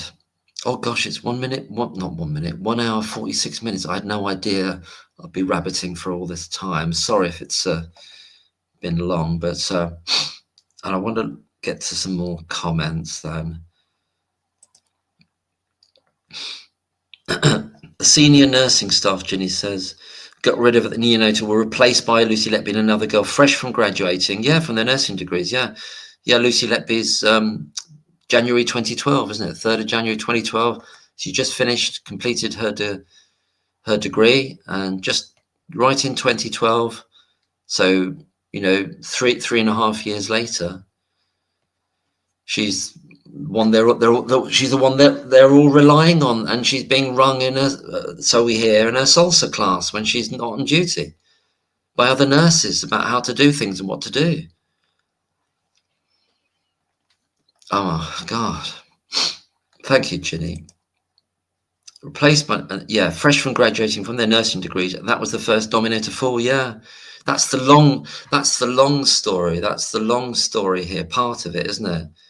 Which is one of the reasons why I wanted to I did ask for mortality rates going back to, should have gone back further, but I just asked back to 2005, but they said they just haven't got them, or they have got them, but it would take too much work to find them, because they only made it a comprehensive electronic searchable database in 2010. So 2009 and 10, they said they were in a transition stage, but they can't give me anything from 2005 to 2009 about deaths on the neonatal unit. Nothing. They said it's there, but it's in so many disparate places that it would be too difficult for them to do it. So it was a no. They didn't even say, oh, it would cost you, you'd have to pay for us to do that. It's just a blanket no. Trevor Chappell says, I believe Dr. Taylor's right. The other specialists did an independent review, came to the same conclusion. Yeah, that's right, isn't it? Because when Dr. Taylor's speaking at that, he's speaking from the source of that review. I think there was I had some misunderstanding at the time as well, because people, I think I went to the dark side for a minute, looked on the crime scene to courtroom, where they were saying things like, oh, this Dr. Taylor, he hasn't even seen the medical notes. But what they're missing, obviously, is that he's reading from a report made by someone who has had full access to those medical notes, and that's the point, isn't it? And he's seeing that there, and the author of the report has seen that vis-a-vis Baby O, isn't it? So that's absolutely right, Truth Finder. Patent attorney, that's interesting. Yeah, that's an interesting world, isn't it? Truth Finder said, what superseded mean, please? I think it sort of like it took over. It's the police investigations put on ice, took over any of those. That's my perception of it, unless somebody says anything different. I don't know if other people feel that as well, because and the lawyer at the time from Slater and Gordon says, oh, well, the parents are going to be very shocked to hear that the police are being involved now. But at that point in time, we're talking about May 2017, this representative of Slater and Gordon is saying, well, you know, I'm a representative of some of the parents. So how many of that is and which ones they are, I don't know, because that wasn't stipulated. No mention of a grievance against the 4 consultants. Well, that leads me to wondering about, in particular at this stage, at the very least, and for the future, with regard to the parents of Baby O and Dr. Stephen Brearley, doesn't it? Because if that can be absolutely fully, I mean, how do you, what's the mechanism then to change it from the false history now that it was a murder, to actually turn it to reveal the truth and codify it formally as what it was, which is a medical error by Dr. Brearley? How do you do that? Is it through an inquest then? Does Baby O need an inquest?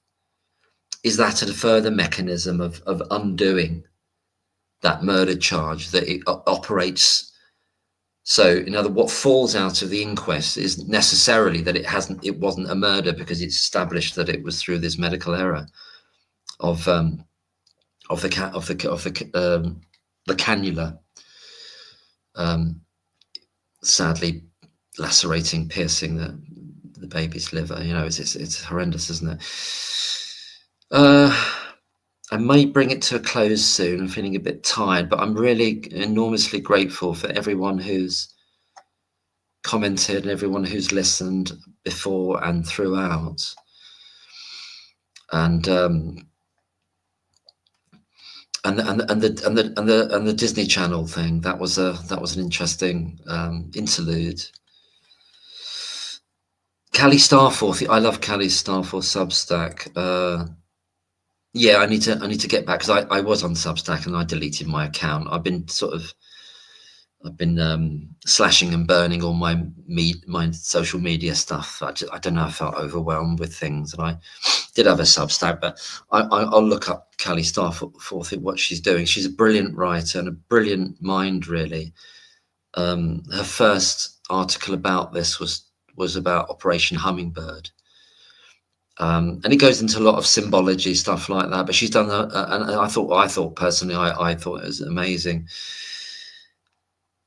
But she's a very free thinker and a broad thinking person, and she's done a number of other articles on Substack. So what is her Substack called? I think if you put, Callie, as you put here, Ginny, Callie Starforth on Substack, you'd get there. I need to see if she's done any further articles, but I think she's an absolutely brilliant thinker and writer. Truth Finder, I saw a comment on a video. Channel Lucy Letby Films, yeah, that's very good, isn't it? Because I think one of their videos, whoever's running that, got like 50,000 views or something, and the importance of that is just spreading the message, isn't it? And what Mark McDonald called when he did that long interview with that gentleman a number of months ago, and he says you've got to change the narrative. You've got to change the narrative. So the more people that are reached is fantastic. So and obviously that channel, Lucy Letby Films, has got a huge amount of skills in putting together video and all the technical aspect of that and making it very, very concise, and that's great, as have a lot of other channels that have. There's so many amazing channels. I did that kind of rundown of ones, and that was it 6 weeks ago or 8 weeks ago, of ones that are on, but there's more now, and I want to mention the ducking stool as well, which is quite a new channel, and it was absolutely excellent. And the person who runs that, who does the voiceover of and the imagery and the discussion in it, has just got a fantastic kind of approach to the kind of being quite withering about, and there's an edge of sarcasm there, totally appropriate to what is being spoken about in terms of the prosecutions and the media, elements of the media, and also things like crime scene to courtroom, that kind of world in and of itself. But that's a really excellent channel called The Ducking Stool. I think the handle is Ida Dunmore. It's kind of a bit of a humorous thing. Ida Dunmore. I don't think it's an actual name, but it's a really excellent channel. Dr. V was also in care. Dr. V. So Dr. V was also involved in the care of the two babies, which were part of the Triplets O&P. Absolutely. So Dr. V is Dr. B, isn't it? So Dr. A goes to Dr. U. This is insane, isn't it? This is why. And come on, I mean, there's a reason for all this anonymity, isn't there? Because it's part of the fix, isn't it? Really, part of the dotting the I's and crossing the T's of manufacturing this, really, and making it workable in different ways. So Dr. A becomes Dr. U at Thirlwall. Perhaps everybody knows this already, but I have to keep reminding myself. And Dr. B is the same, is Dr. V. And then there's a Dr. ZA as well, which is the one that is on maternity leave and then allegedly rings up Stephen Brearley and says, oh, 2 years ago there was that test result which I thought was rubbish, which I just discounted as nonsense because the babies were fine. By the way, talking about baby F, the babies were fine, so we couldn't do anything with it. We didn't need to repeat the test. Oh, I think that was that. Oh, you need to look into that. And then that becomes the smoking gun. That becomes the smoking gun. You couldn't make this up.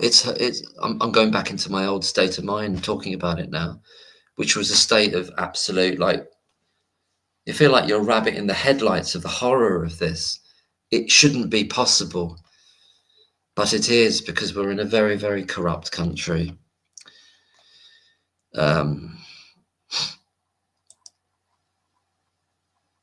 Oh gosh, yes, Operation Merlin Channel, excellent. And he's an excellent ex-law enforcement, isn't he? And really, really great. And I listened to his analysis. I need to listen to more videos. I need to go back to his channel. There's so much to listen to, isn't there?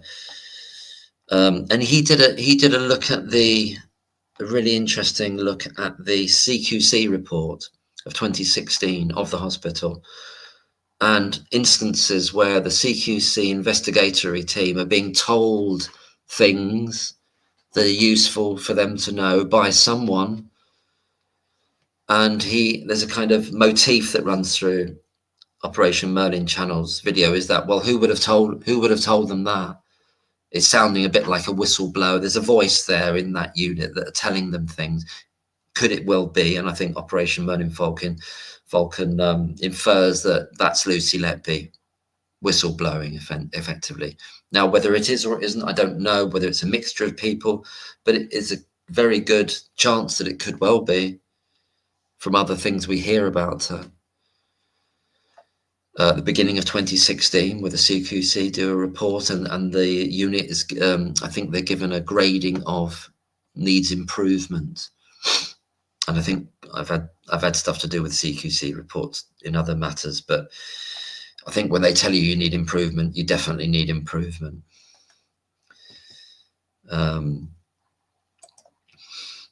Jenny says, Evans said to Raj Persaud, you need to send my reports to another paediatrician, to a neonatologist for peer review.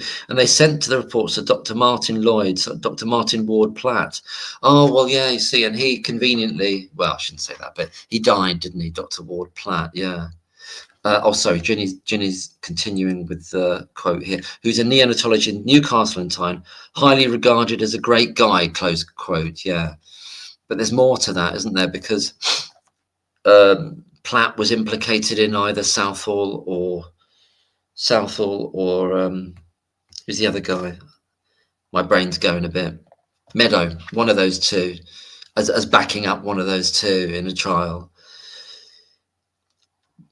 The thing is, the whole part of the corruption is, and when Bowen comes, they just do the same thing, and it becomes a rubber stamping operation. Clearly, if the police wanted a checking mechanism, precisely what they should not do is create a checking mechanism in which Evans's reports are the guiding element of it for that second person. What it obviously should have been is you send all the notes. You don't mention anything about suspected murders. You don't mention anything about Evans's reports. You send all 33 original, if that's what it was, 33 set of notes to that second checking mechanism, whether she's on Guernsey or in Newcastle, whoever it is. You don't mention what Evans has said. And you say, can you see any signs of deliberate harm here? That's what you do. But they obviously never dared to do that, because is Bowen going to pick all the same ones as Evans? No. Would she pick any? It's all teed up. This is the construction of it. This is what I've called the finesse of it, how they've finessed the framing. And these are all the red flags that you see en route. And they're huge, more red flags than a communist parade, as they say. They killed Sally Clark, absolutely.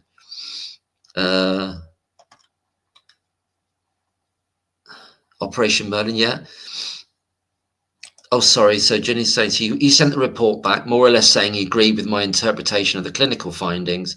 So the police were very buoyed by that. And I was, yeah, everyone's very pleased, yeah, because that's what they want to hear, that you're all rubber stamping each other. That's what they want to hear. And that's what they did in the trial.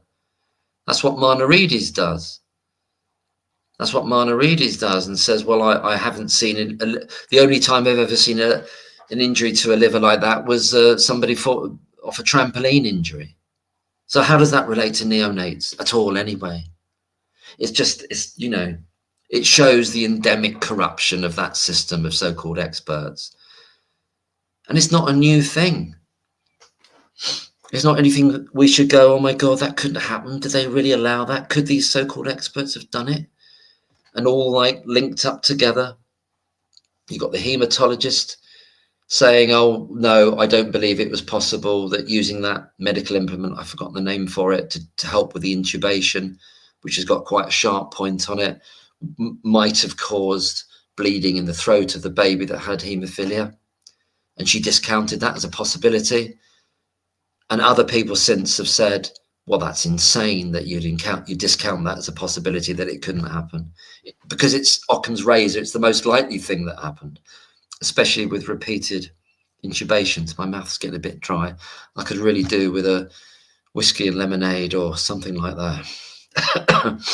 Though I haven't got any alcohol in at all. I haven't had any. I didn't have any drink over Christmas or New Year, which is mad, isn't it? I don't know. Anyway.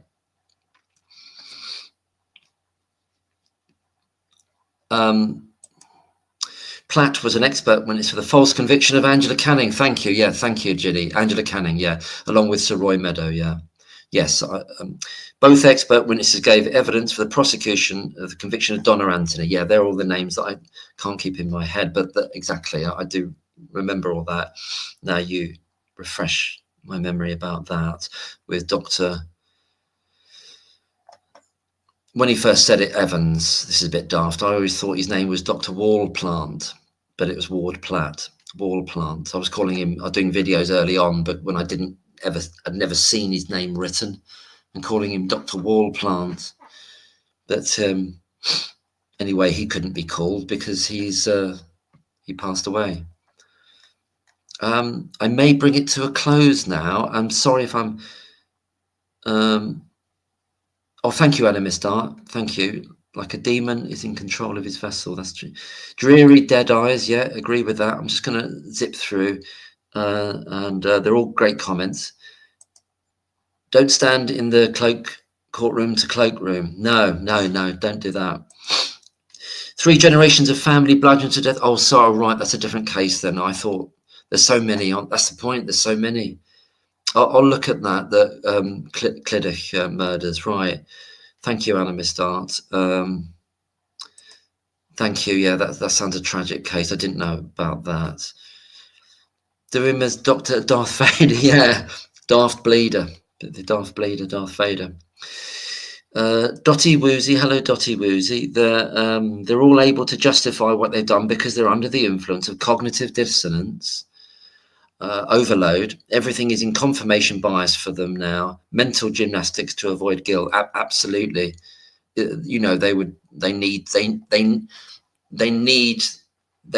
lies to be true, if that makes sense. They need the falsehood to be the reality, and that's what it is. But that's without expanding it too far.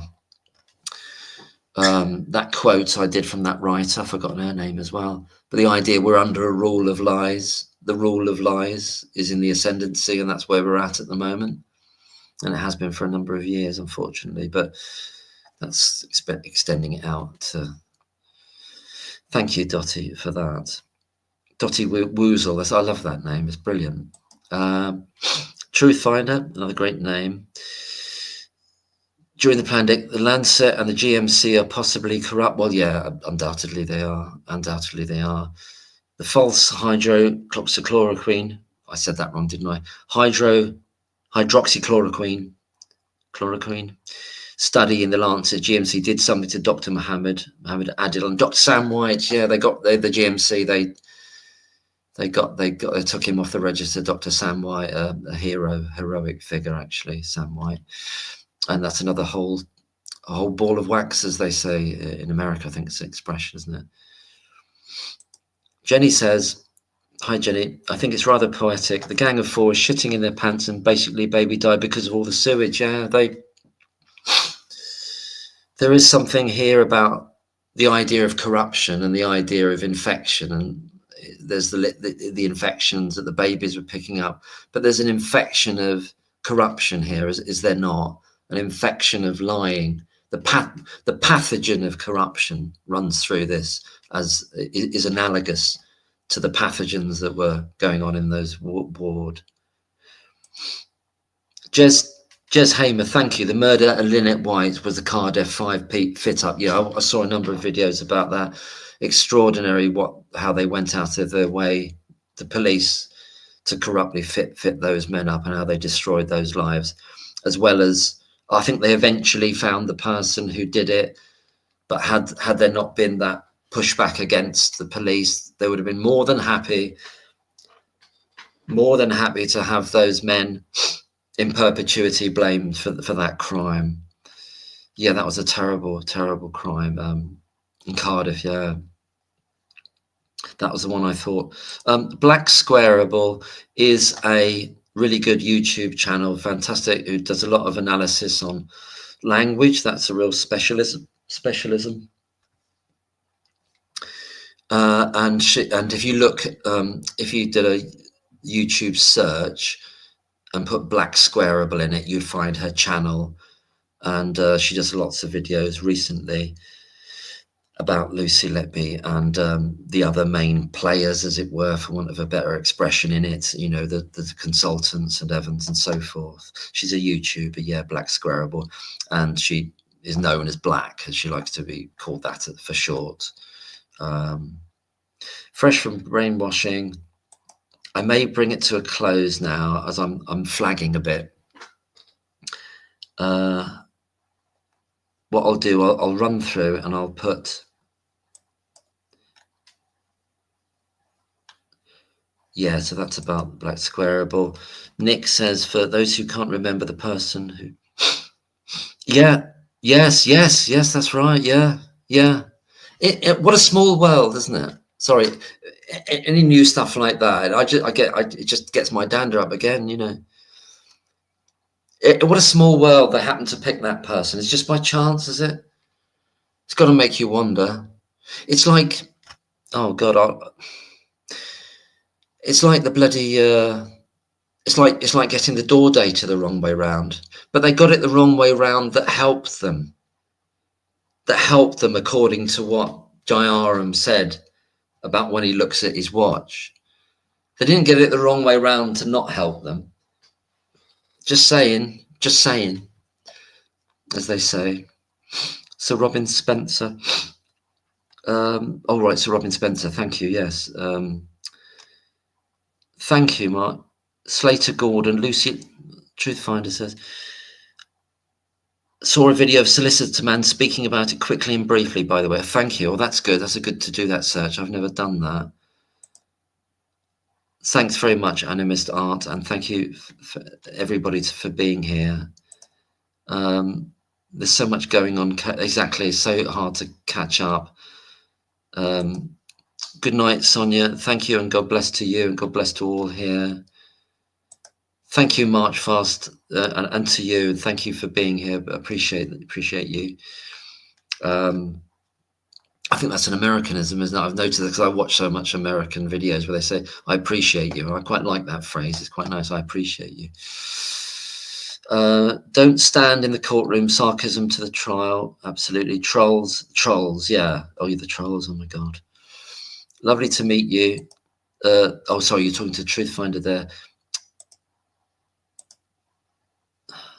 Most channels are openly questioning the official narrative, and most posters, yeah, it's changing. The narrative's changing, which is what Mark McDonald, as he phrases it, the narrative is definitely changing, and a pace, you know, exponentially. Sorry, I'm going to probably. Oh, Richard Baker. Oh my God, Richard Baker. I'm trying not to swear. I don't know. Maybe I could swear, but I could definitely swear. But Richard Baker, oh God, where do they find these? Where do they find these creeps? Richard Baker. There was a newsreader called Richard Baker, and he was harmless, I think, wasn't he? I remember having a compilation of classical music, and it was chosen by Richard Baker, and he was on the front there. This guy with dark hair, well, he really had dark hair and glasses. Chosen by Richard Baker, and the title of the cassette was "These We Have Loved." These we have loved. So it's all very civil, but this is a different Richard Baker, obviously. Sepsis. Hello, E-Cemetery. Great to see you. Logic and Reason will win this one. Absolutely. Good night, Paul. Good night, Trevor. Good night, everybody. Good night, Truthfinder. Good night, Wesley. Good night, everybody. Good night, Jenny. Good night, everybody. I can't remember everybody's name, but thank you ever so much for being here. Everybody throughout this, gosh, 2 hours, 15 nearly. I thought I'd just be on for a couple of minutes, but I'm enormously grateful for everybody who's commented and listened and made this stream what it is. And thank you ever so much. I feel quite emotional, and I could do with a drink, but I haven't got anything. I'll have to have some orange juice anyway. God bless and good night, and we'll see what happens tomorrow with the debate, and then we'll hope there's some really good results coming up from Mark McDonald's application in due course as well in the offing. But I have no doubt, I absolutely believe that the truth will out, justice will out, Lucy Letby will be freed, the parents deserve the truth, obviously, and all that will come to pass. And good night, everyone. God bless. Good night.